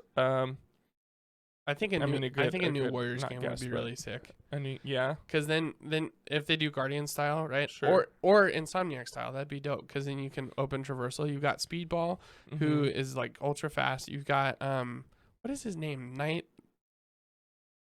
guy. Knight Rider. It's not Knight Rider. No, Is it Knight Rider? No, I don't think It's so. something like that. I am. The skateboarder, I right? feel Yeah. really bad that I can't remember his name. It's podcast brain. It happens. I'm sorry. If you hadn't asked, I wouldn't know. That guy. What did you just say? It doesn't matter. If you Podcast. hadn't asked, I wouldn't know. If you hadn't asked, I would know. So Speedball, the skateboard guy whose name I Yeah. can't remember for some reason. Namorita. You know what's funny? So I never read New Warriors, but like I looked through some of the comics and stuff. They're like so when you were cool. really I really loved those into them. Yeah. New Warriors felt like a dad's superhero team to me, like a 100%. superhero team that dad Yeah, would have written. 100%. You know, like Speedball. Dad wrote he has Cannonball, right? That's his Yeah. name. Yeah, Uh-huh. you know, Well, like I think Cannonball might have been based on Speedball, but oh, I guess maybe. anyways, but so Night Thrasher. Night that's his Thrasher. name. Yeah, that's right. So Night Thrasher would be cool because he's got the skateboard. Yep. Speedball would be cool because he's really fast. Namorita is cool because she can swim, so you could do all kinds of cool stuff with that. And then who's the other one? I'm not sure.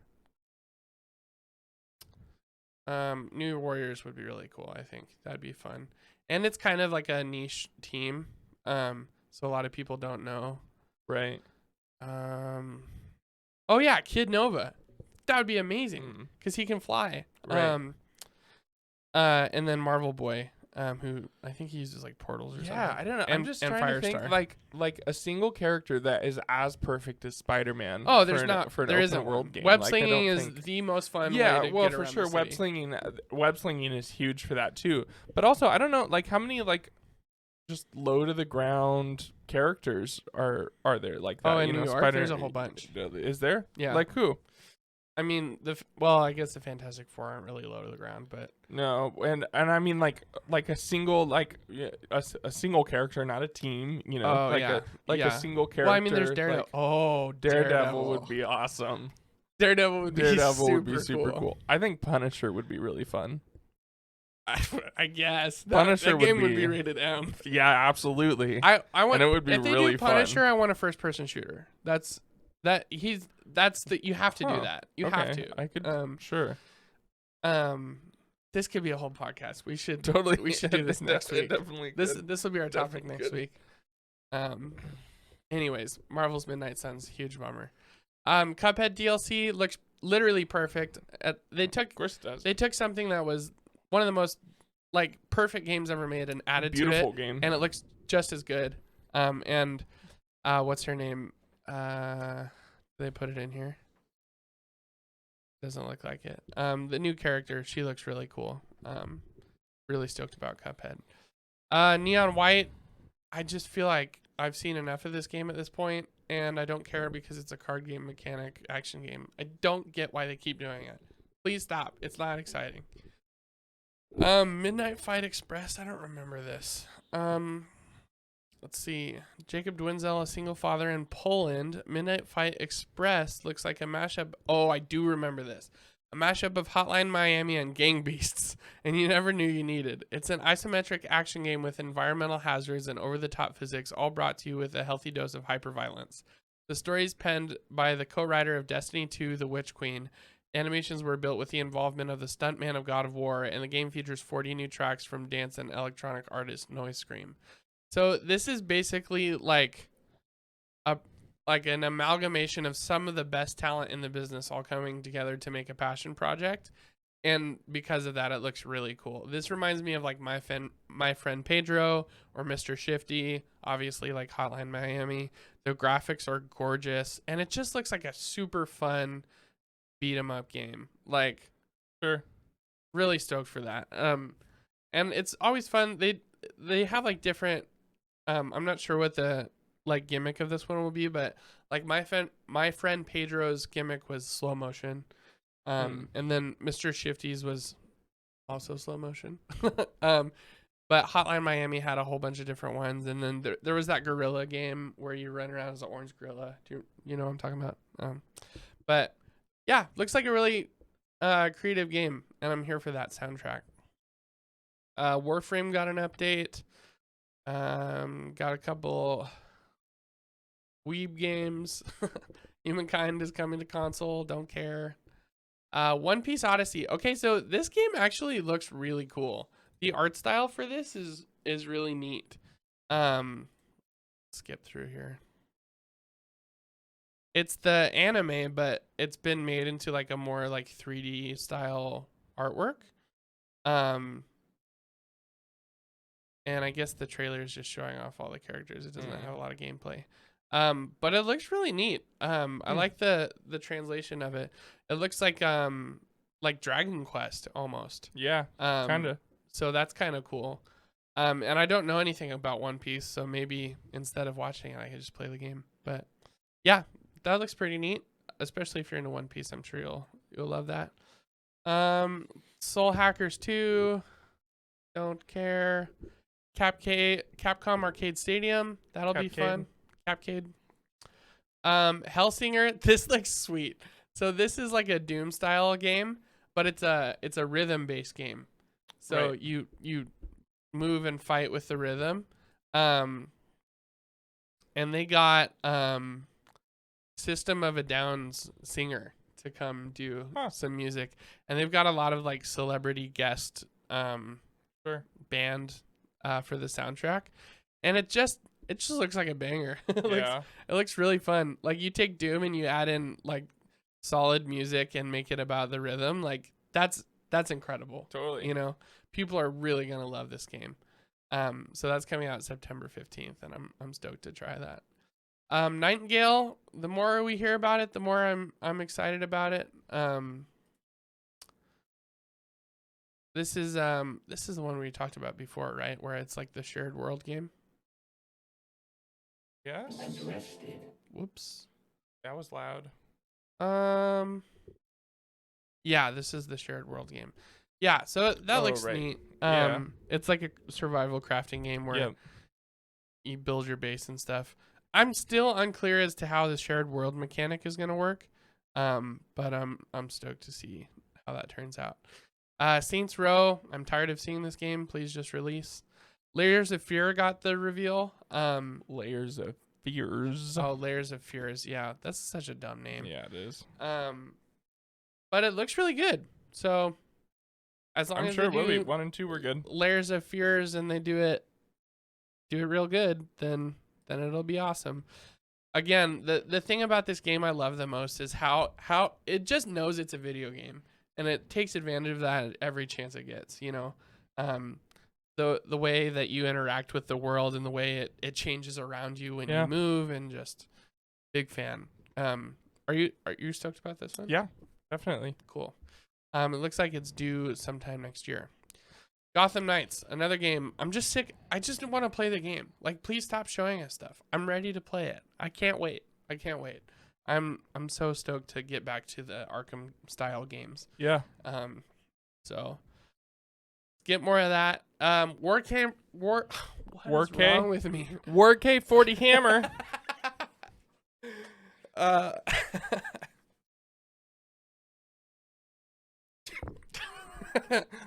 Couldn't think of anything appropriate to say.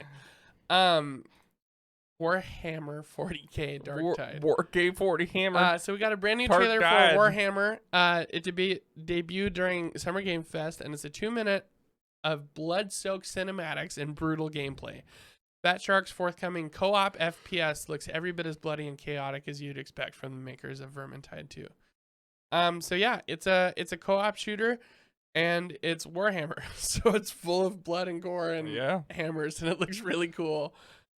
This one might be a fun co-op playthrough. We never do stuff like that, so yeah, maybe. And then finally, they ended off the show with The Last of Us, Part 1. So that is a great way to do a remake title, because The Last of Us Part 2 is, what they called it. Right. And so instead of calling it The Last of Us Remake, they call it Last of Us Part 1. We got Part 1 and Part 2. Yeah.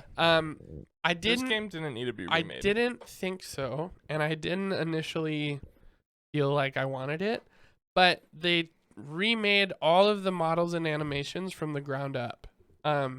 So they put a lot of effort into this. Sure, I'm sure it's gonna be great. And it looks happen. really, really good. It didn't need to. No, we're just on the remake train right now. I don't think it's that.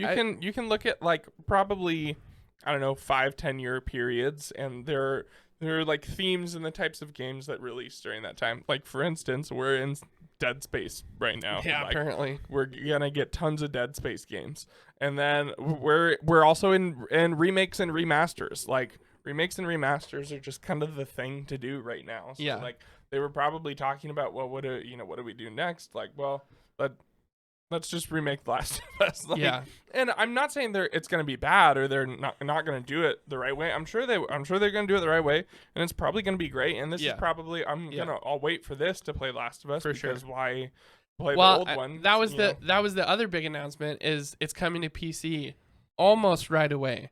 This is the closest we've gotten to a day and date release for a PlayStation exclusive. That's awesome. So we're getting really close. Yep. That's great. And that's huge. So yeah, I think I'm glad this is happening. I will for sure play it eventually. Like, I don't need to replay The Last of Us right now. But I'm glad that they're doing it. And it's cool. That the two games were released close enough together now that they are consistent graphically. Like, you can play 1 and then 2 and it won't be weird. Sure. Yeah, because if they would have done this, I guess maybe that's a reason to do it now. Because if they would have done it 5 years from now, then Last of Us 2 would need a remake. Exactly. Because then 1 looks drastically better than the first one, and it's. But are they gonna remake 2 in 5 years? I hope not. I don't think 2 will ever need to be remade. We've gotten to the point in video games where they're not quite photorealistic, but honestly they're close enough. Like, We'll get to the point where it can get a lot better. Yes. Yeah, I mean, But we I look back at some games from 10 years ago and we're like, wow, this like holds up pretty well graphically. Like, and then that was 10 years ago. Yeah. You know? So Totally. Like, yeah. but with that said, 10 years from now, who knows where we're gonna be? Like, I think we're pretty close to the point of diminishing returns. Like we're up at the peak. Like we can only get so much better before it is truly photorealistic, and it's not much farther. Yeah. You know. So I think these games will be fine for a long time. Stoked about that. They also announced that Troy and Ashley, Joel and Ellie from the game, are going to be in the Last of Us show. And instead of just giving them cameos, like they're going to give them full-on roles in the show as different characters. that's So cool. yeah, I thought that was really neat. A Yeah, cool way to that's neat. honor them, because they obviously recasted Joel and Ellie. Right. And it wouldn't work with Troy and Ashley. Like Right. Ashley's too old, Troy's way too young. Yeah. But stoked for Pedro Pascal, the Mandalorian. So. All right, so that was Summer Games Fest. Overall, it was good. Like I gave it like a B, I think. Yeah. Or like a C plus, even. You know. How long was the event? It was 2.5 hours long. Okay, that's Which is part of probably why too it long. was- yeah, exactly. Because like we go through that, I'm like, that's like this is a solid list, you know, like, but 2.5 hours, that's too much. Dude, like, Call of Duty got a full half hour to it. yeah, I mean, how long was Xbox's? Like 30 minutes? No, it was an hour. Was it an hour? Yeah. Okay. I mean, still though, Yeah. like that's It might have been an hour. 2.5 even. times as long as Yeah. Xbox's. Right, It's like, with you know, like less stuff. right, with yeah. less games, you know. But that's because Xbox does it. They just do it the best way. It's just game coming to Game Pass. Game coming to Game Pass day one. Game Pass day one. Yeah. Game Pass day one. Game Pass day one. Yeah. You know, like So we got our first look at Redfall. I went from not caring about this game to being ecstatic about this game. Redfall looks sweet. I am super excited about. is this the vampire one? Yeah. I went from not knowing what this game was to caring about it to not really caring about it. You don't through think the this course looks of this good? trailer? I just they gave me too much in this trailer. How long is it? 5 minutes. I wanted like the first 2 minutes of this trailer, Yeah, and that's it. Right. Like, yeah, totally. But this first section where she goes through the church and up to yeah, find it's the cool. and then so it looks like it has drop in drop out co-op, which is a newer thing that I am a huge fan of. So I like it's like Borderlands vampires. That's sweet to me. And it's more modern and it's not as like over the top as Borderlands. But it's really cool and I love how dark it is, and you know, it's not quite scary, but it's like it's a pretty serious kind of situation. And then all the heroes have different things that make them unique, and so good way to open the show. I like seeing that. Then we showed up with a banger. We finally got Hollow Knight Silksong again, and we didn't get a release date. It's funny because when this, I was legitimately shocked when this happened. Yeah. Like, I was like, oh my God, it's Silksong. And then and it didn't have a date. I was like, why?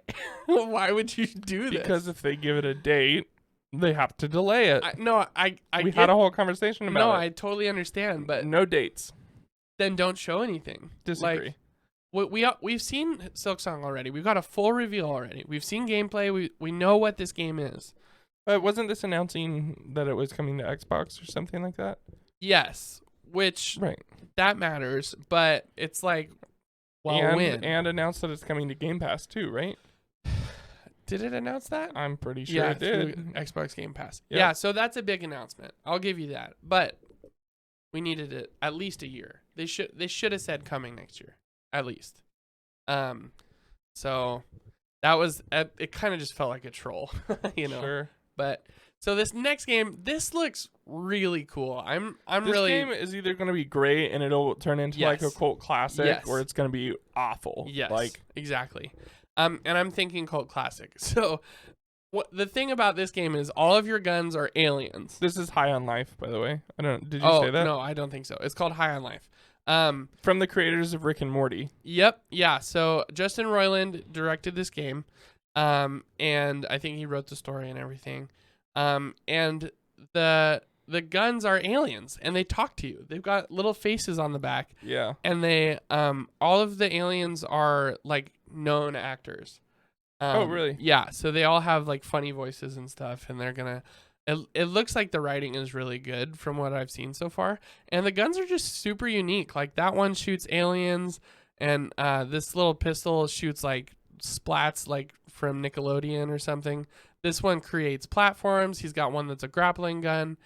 He's got one that's a knife that's like stab, stab, stab, stab. You know.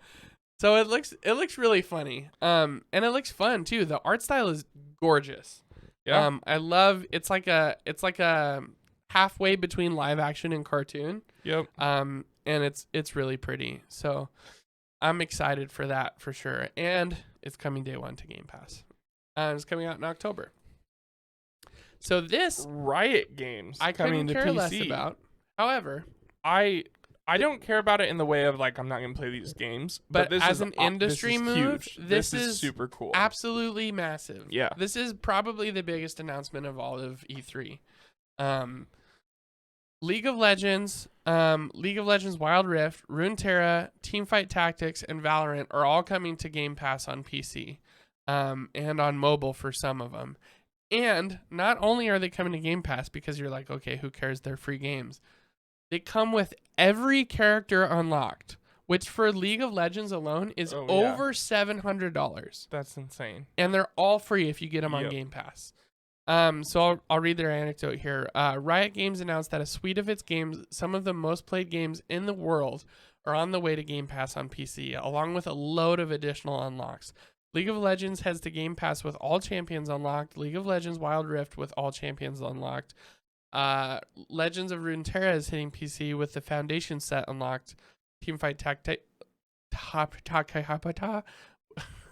has unlocked, and Valorant with all agents unlocked. That is so massive. My jaw literally dropped when they said all the characters are going to be accessible to you at launch. Yeah, I was crazy. like, what? That's wild. So yeah, I'm not gonna play that. I actually might play Valorant. Yeah, Valorant's the only one that because I've heard that it's pretty good. But man, for League fans, like if you just started League, you're just like, well, guess I'm playing on Game Pass. Yep. If you've been playing League since it came out, well, I guess I'm playing on Game Pass. Yeah, totally. Like, this is gonna pull everybody over to Game Pass just for League. Like, what a huge announcement. Well done, Phil. Next we have Plaguetail Requiem. You haven't played Plaguetail yet, have you? Nope. You got to get on that because this is coming out later this year, day one on Game Pass. I am so excited for this game. The first one, I got like halfway through and I was like, it's really good, but it's missing some things. This is adding all the stuff that I thought was missing. What's her name? What's the main character's name, Luke? It's like 4K40 Hammer. Stop. I don't remember. But she in the first one she was pretty helpless in terms of combat. You had to be kind of sneaky and you had your little slingshot and stuff. But in this one she's like full on killing dudes. Right. Like she's like stealthing and stabbing them in the neck. She's got a crossbow. There's all the same kind of mechanics from the first one, but with some really big improvements. That was a really cool transition. The little brother's a little bit older and looks like he can do stuff now, to help you out.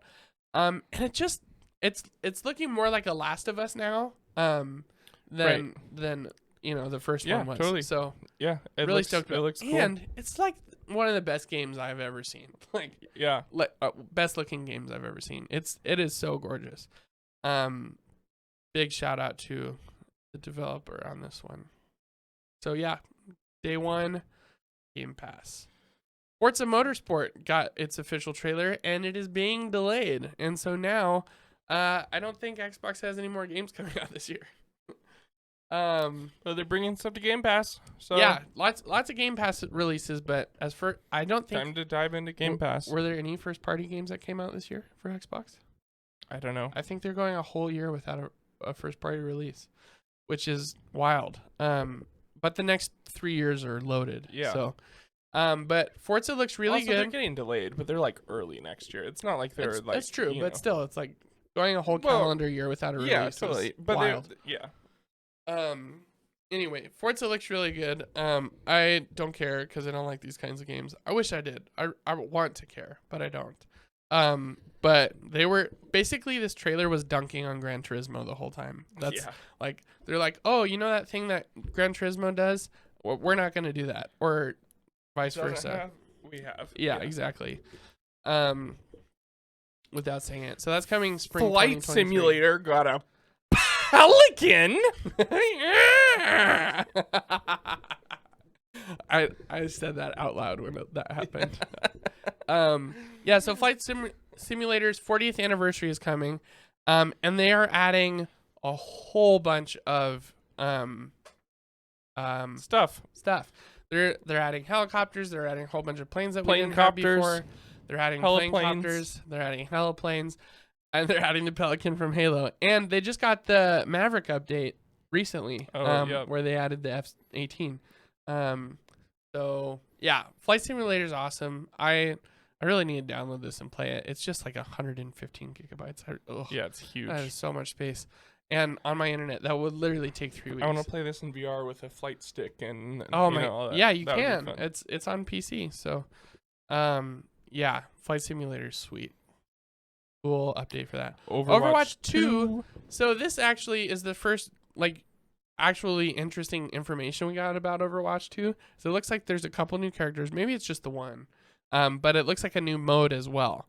So that's interesting. It's coming out in October. But if I was Blizzard, they need to get on marketing this game right now, because as far as I know, people are really not stoked about it. Yeah. It looks like it should have been an expansion. Sounds like the Overwatch community, though. The Overwatch community is so toxic. And well, yeah, but did you watch Donkey's video on it? Yeah, I did. He was just like, this should have just been the same game. Yeah, totally. So yeah, there's that. Then we got another Humankind trailer, I thought, but it's a new game called Ara History Untold. And it's got Civilization and Humankind vibes. So if you like those kind of games, check that out. Fallout 76 this is actually a super cool update. They added the pit back from previous Fallout games, and so Pittsburgh is what that is. And they're adding a new campaign mode for it, and all new enemies and guns and things like that. So that's pretty neat. I might eventually making New Vegas yet. One day I might play Fallout 76. Oh, I would love a New Vegas remake. I feel like is that not? I want that so bad. I've not heard about that. Yeah, no, neither have I. But there are a lot of really impressive mods on Steam for it. Sure. That make it run well and look really good. I would love to play New Vegas again. It's one of my favorite games ever. It's like coder levels of good. Yeah. With narrative and choices and things like that. Yeah. Next we have. This is so cool. Hot 5 Forza wheels. Stop. You're so dumb. So Forza Horizon 5 got a Hot Wheels DLC. Yeah, it looks awesome. This is so sick. There's Hot Wheel tracks all over the now, and there's loops. It looks really, really cool. I would love a Hot Wheels multiplayer racer, except for the fact that we have Mario Kart. So, well, I mean that's like a party racer. Yeah, that's what I mean. You want to do it a Hot Wheels party racer would be super fun. I'd play that. But we have Mario Kart. I'd play it. That's how I feel about Hot Wheels Unleashed. That's how I feel about every party game that Nintendo makes. It's like, a Nickelodeon beat 'em up fighter game. Yeah. That's cool. Yeah. But Smash. Right. Totally. And then people you'd be like, well, but Batman, and you're like, well, yeah, but but good mechanics. I really thought Nickelodeon had a shot at not stealing but competing with Smash Bros. And they blew it so hard. It's gonna take. I feel like it would take Multiverses looks neat. A Disney level roster. Yeah. And it would have to be just as good of a game as Smash Bros. Right. It would have to be just as good mechanically. Right. You would have to be able to be competitive with all characters on a casual level, not necessarily professional scene, but on a casual level, if you practice with any character enough, you will be competitive with your friends, generally speaking. Right. Right. And it would take a roster Darth Vader and Mickey Mouse and Buzz Lightyear, and they all have to be voiced. We have to have music from everything, good stages, like that's what it would take to rival Smash Bros. I mean, Smash Bros is like probably the biggest and best video game mashup. No, it is. We have by a long shot. Yeah, exactly. So, well, Fortnite is getting there. I mean, but they're just skins. They're not characters. Yeah. It's still impressive. If they had Samus in there, it would have blown my mind. But anyways, what was I gonna say? Oh yeah, I'm so disappointed in Disney's video games. Like, Marvel is like starting to get there. Yeah. Like, Star Wars is Spider-Man was perfect. Avengers was the worst game I've ever played, and Guardians was really good. So the fact that it's getting there, Star Wars getting there. Yeah, but when it comes to the rest of the Disney IP, it's like, what are you guys doing? Totally. The fact that kart racer came out, like the Disney kart racer with all the characters, and it wasn't the best thing ever, is like their fault. Right. You know? Yeah, absolutely. Like, that's what I mean. They have the roster to rival Nintendo when it comes to party games. No, they would destroy Nintendo.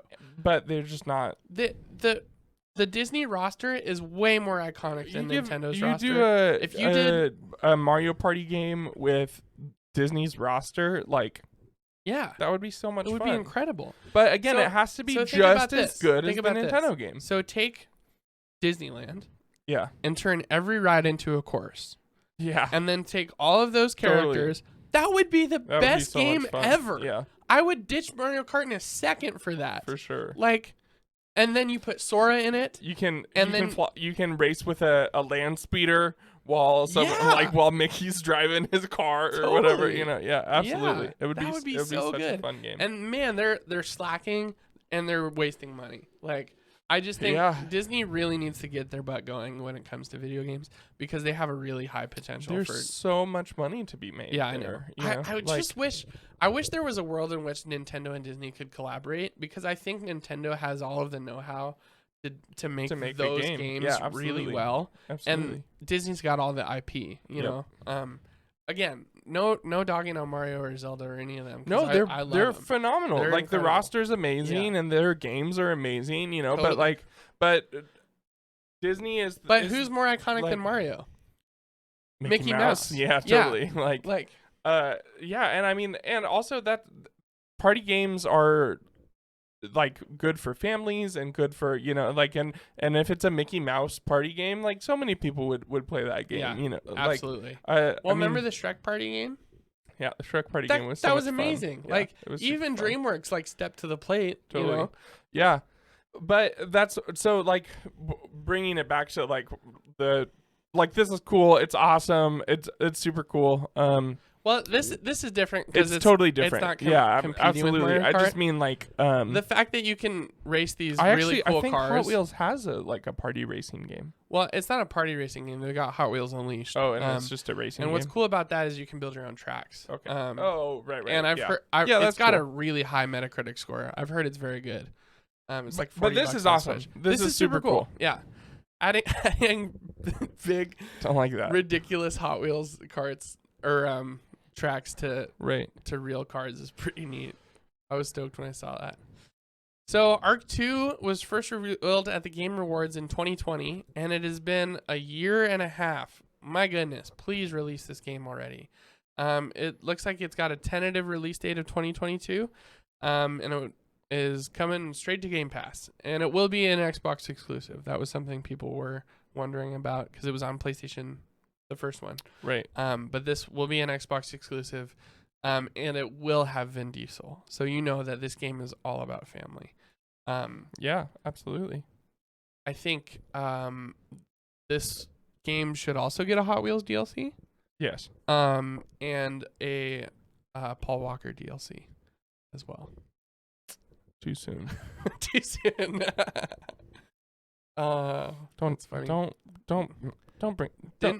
Didn't Fast 8 get Paul Walker DLC? Out of your mouth. Scorn. So this one's really unique because it's a sci-fi horror game. Next. I don't even want to talk about it. Next. No, it's actually No. it's actually different. I am gonna talk about it. It's not quite sci-fi horror. This is more like what's the guy who does horror stuff? Like Cthulhu.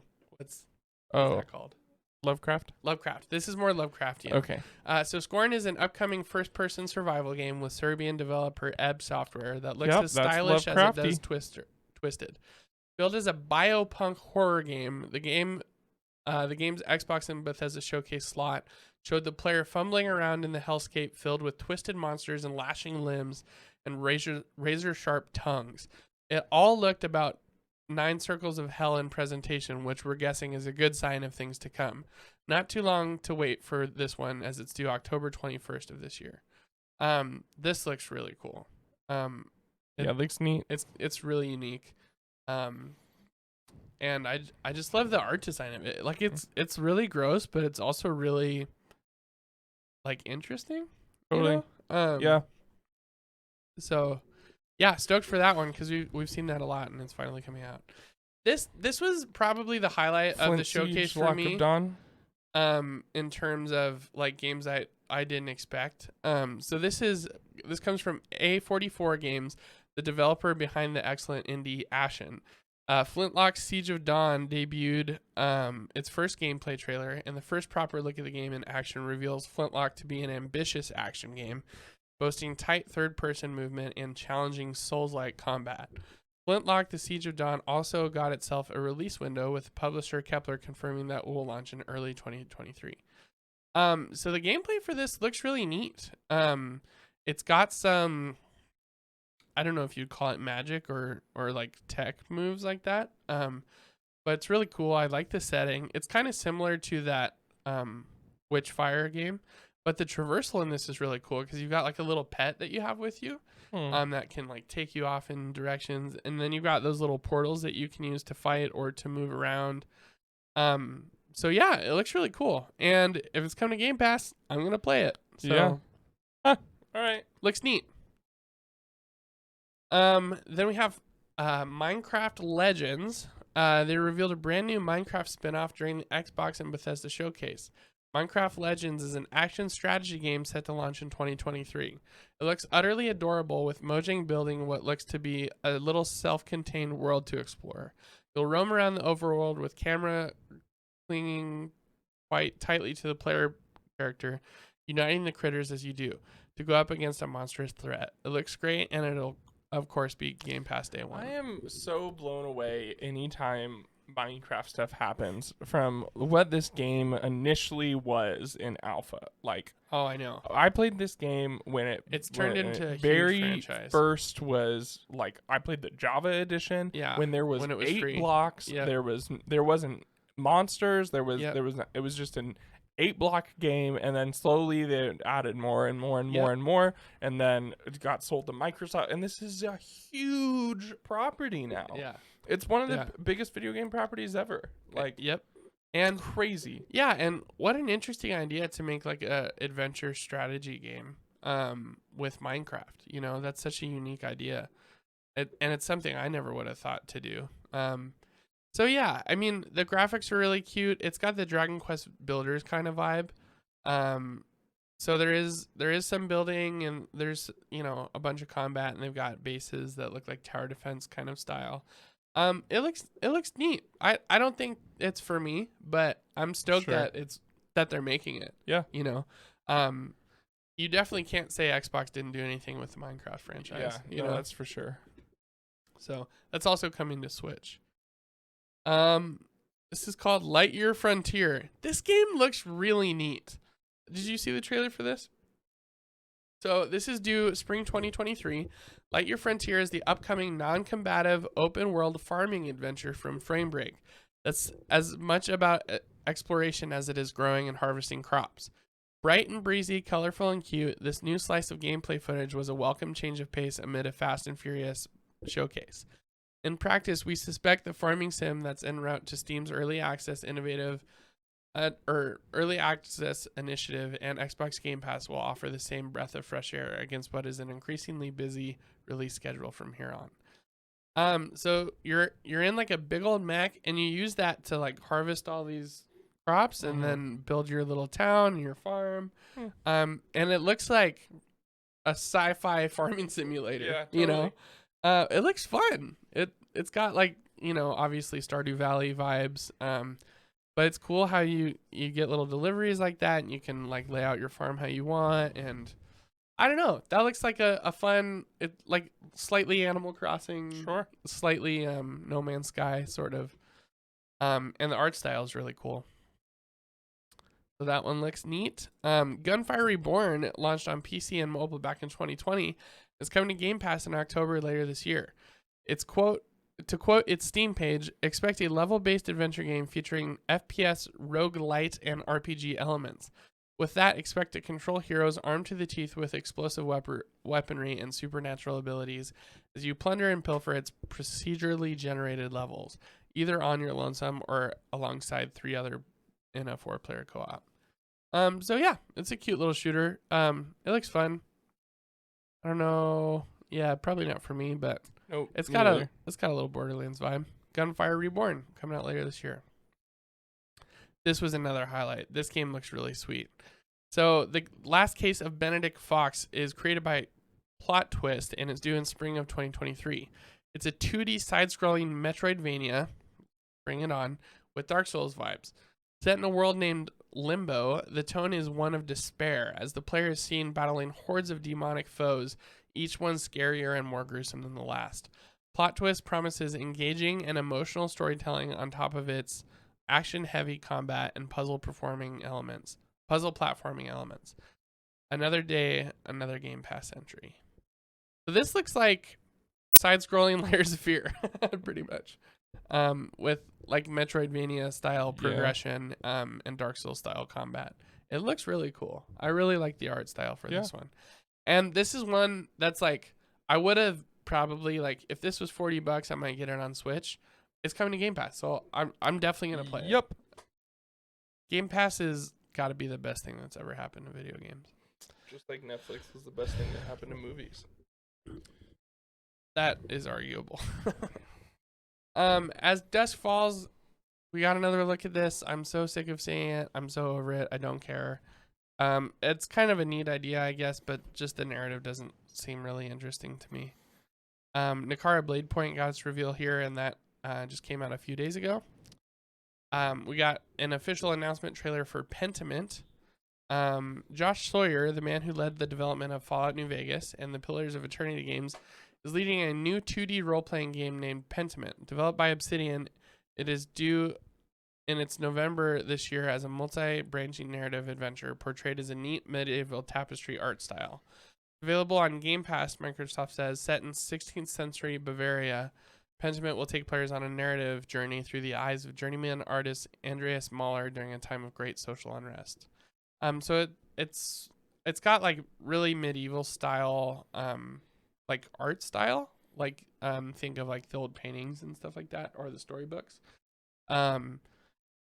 It looks neat. I don't know, the art style is not my favorite, but the fact that anyone from New Vegas is working on this makes me excited. So again, I probably wouldn't have played it, but it's on Game Pass, so I'll check it out. Grounded got an update. We got a reveal for Ereban Shadow Legacy.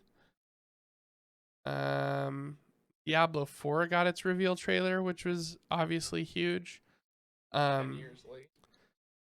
Yeah, and I don't think it's coming to Game Pass. Yeah, I don't think so.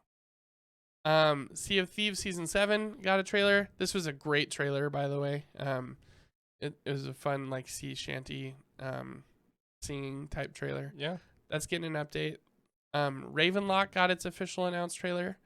Ravenlock is from the infinitely cool named studio Coco Cucumber, the creators of last year's turn-based adventure game Echo Generation. It's a neat-looking action-adventure game with magic and monsters, cacti, and giant cats. Due next year, it looks like some strong and quite frankly welcome Alice in Wonderland vibes. Expect more on this one over the next wee while. So yeah, this one looks kind of fun. It's a neat little adventure game. And I love the Alice in Wonderland aesthetic. Yeah. And the vibe of that.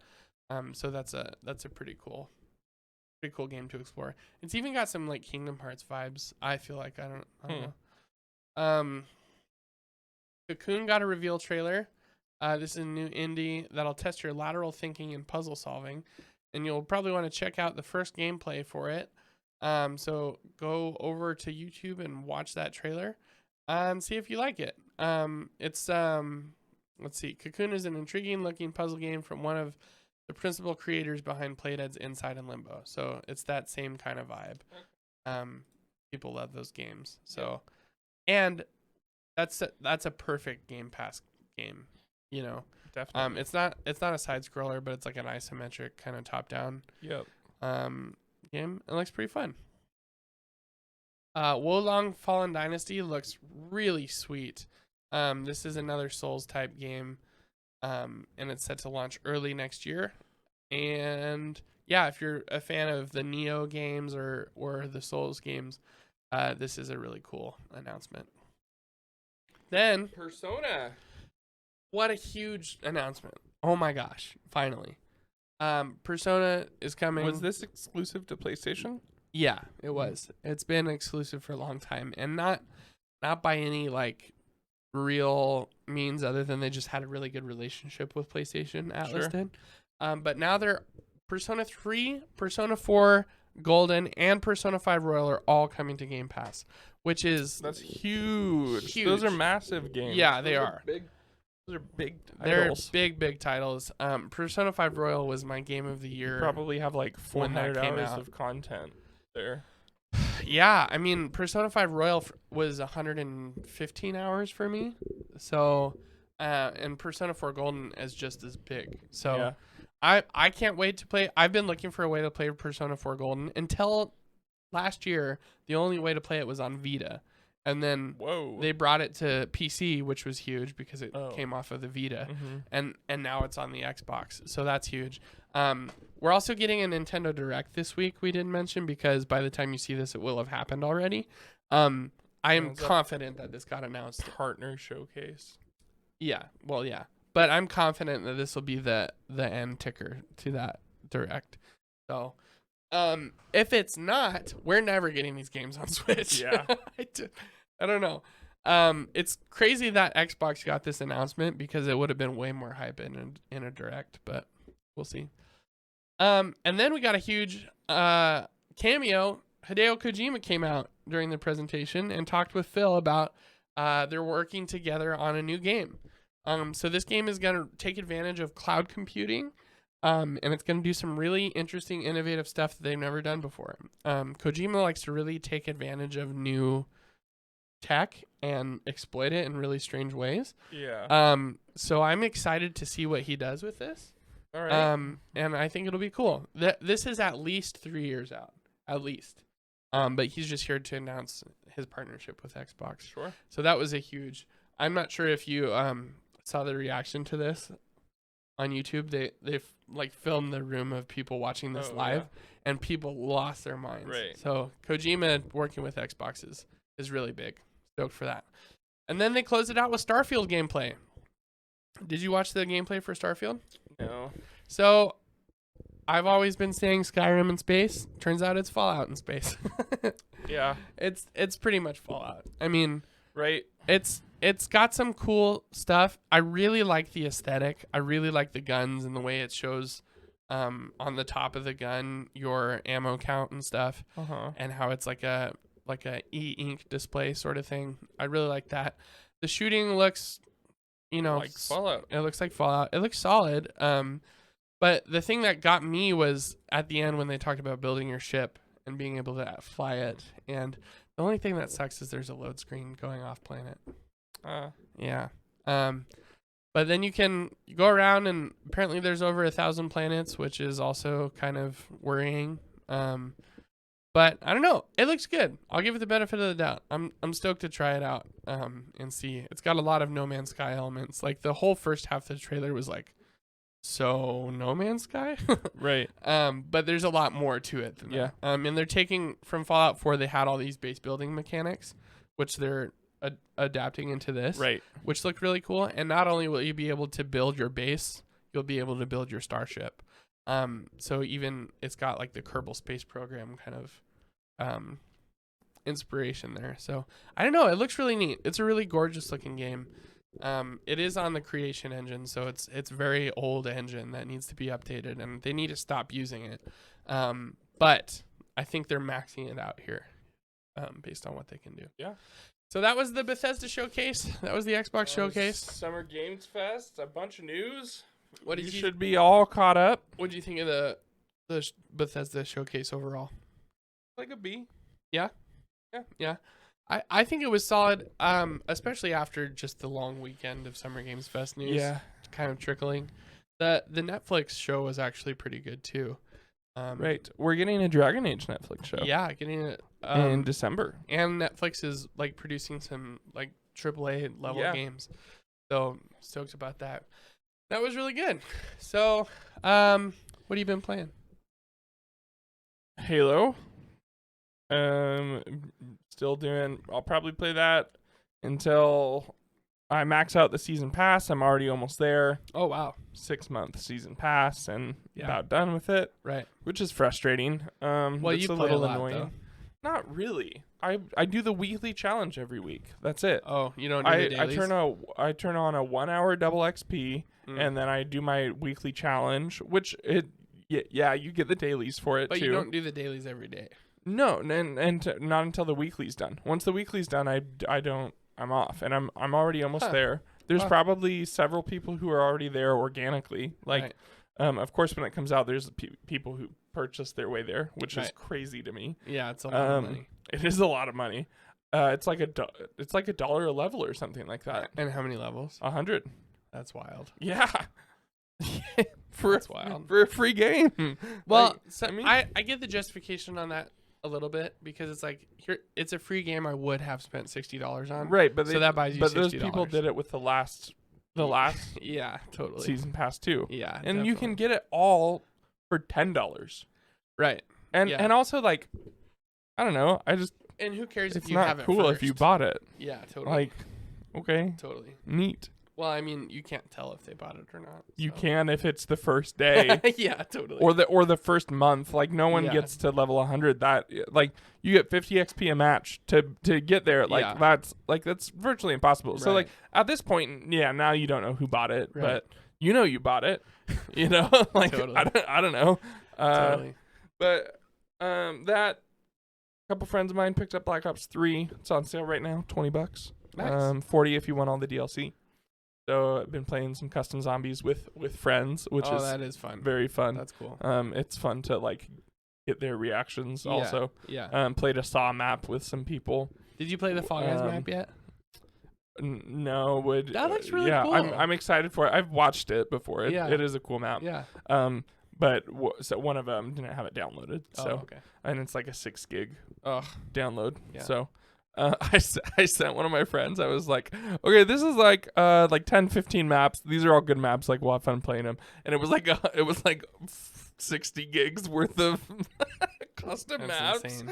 It was like over half the size of the game and just custom map content. He was like, "What did you do?" Like, it was pretty funny. Yeah. Yeah. I mean, I started Link Between Worlds while I was in Denver. Oh, you did? Last week. Cool. How'd you play it? On my DS. Link Between Worlds? Where did you get the game? It's your game. Oh, cool. Yeah. On your 3DS? Yeah. Nice. How far? On my Nintendo 3DS. 2 temples. I didn't know I had the game. One? No, not. Or wait a second. So I'm collecting the stones, the shiny stones to get the Master Sword. I got the green one, and then I almost got the next one, but for some reason I didn't do the boss fight.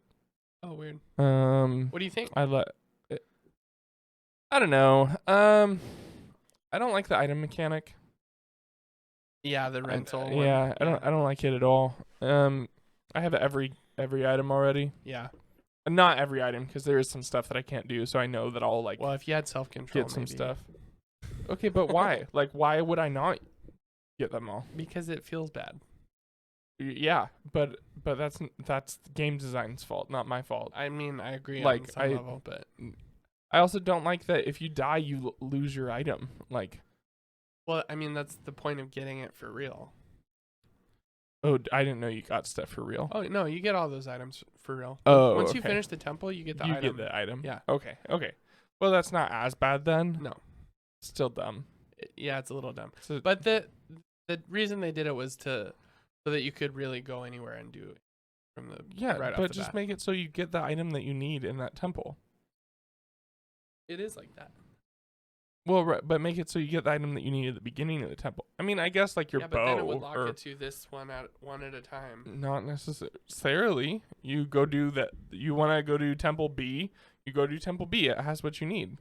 Then you go to but F, and then The you go to A. temples aren't the and only then- thing that need the items. It's the open world too. Yeah, that's true. So Yeah, it would have drastically affected the design of the open world if they did it that way. I think it.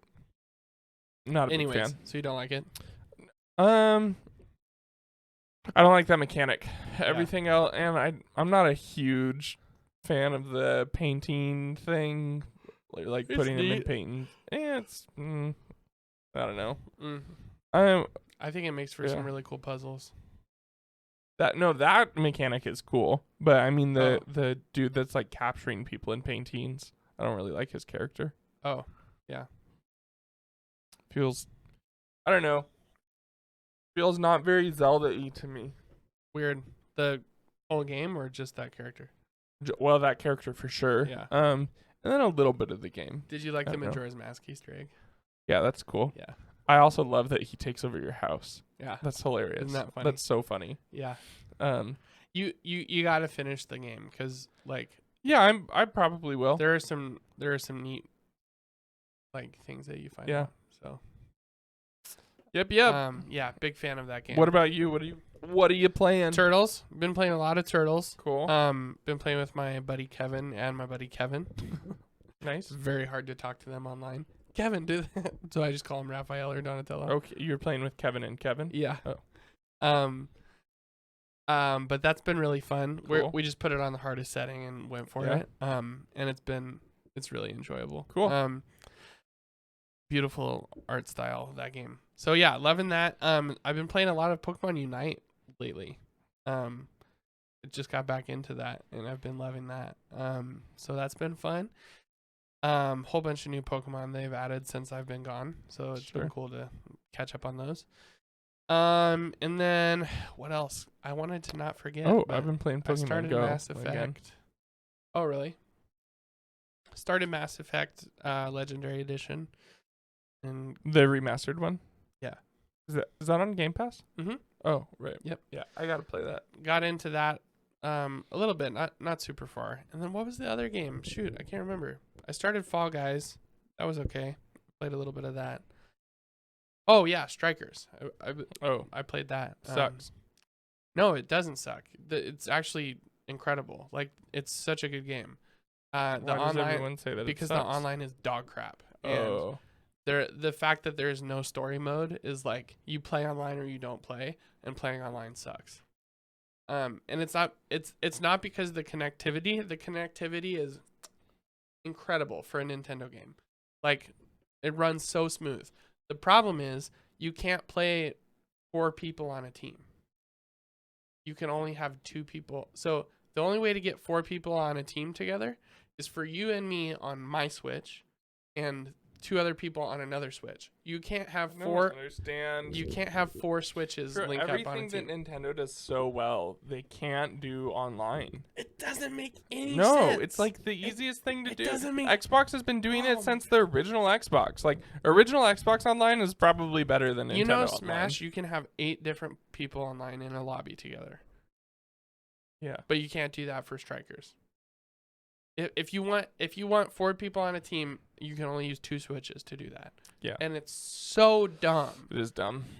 But the gameplay is amazing. I love it. It's really basic. Well, that's good. And Cause I it's heard bad missing a things lot. about the gameplay, but Yeah, Wood didn't like the gameplay. neither did Bob. Bob, yeah.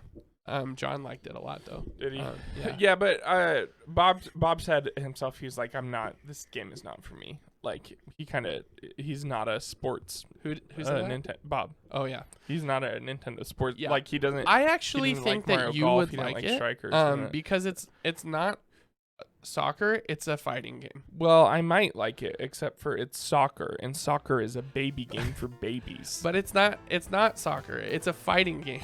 Like it's really fun. You get to like tackle people and knock them over, and like you get all these items that you can use, like the power up mushrooms and the shells and stuff. So, anyways, that's what I've been playing. Turtles and Strikers. So it's been really fun. And Pokemon Unite. Please, someone play Pokemon Unite with me. Nobody will play it. Yokimon Kunai. Thanks for tuning in. Bye.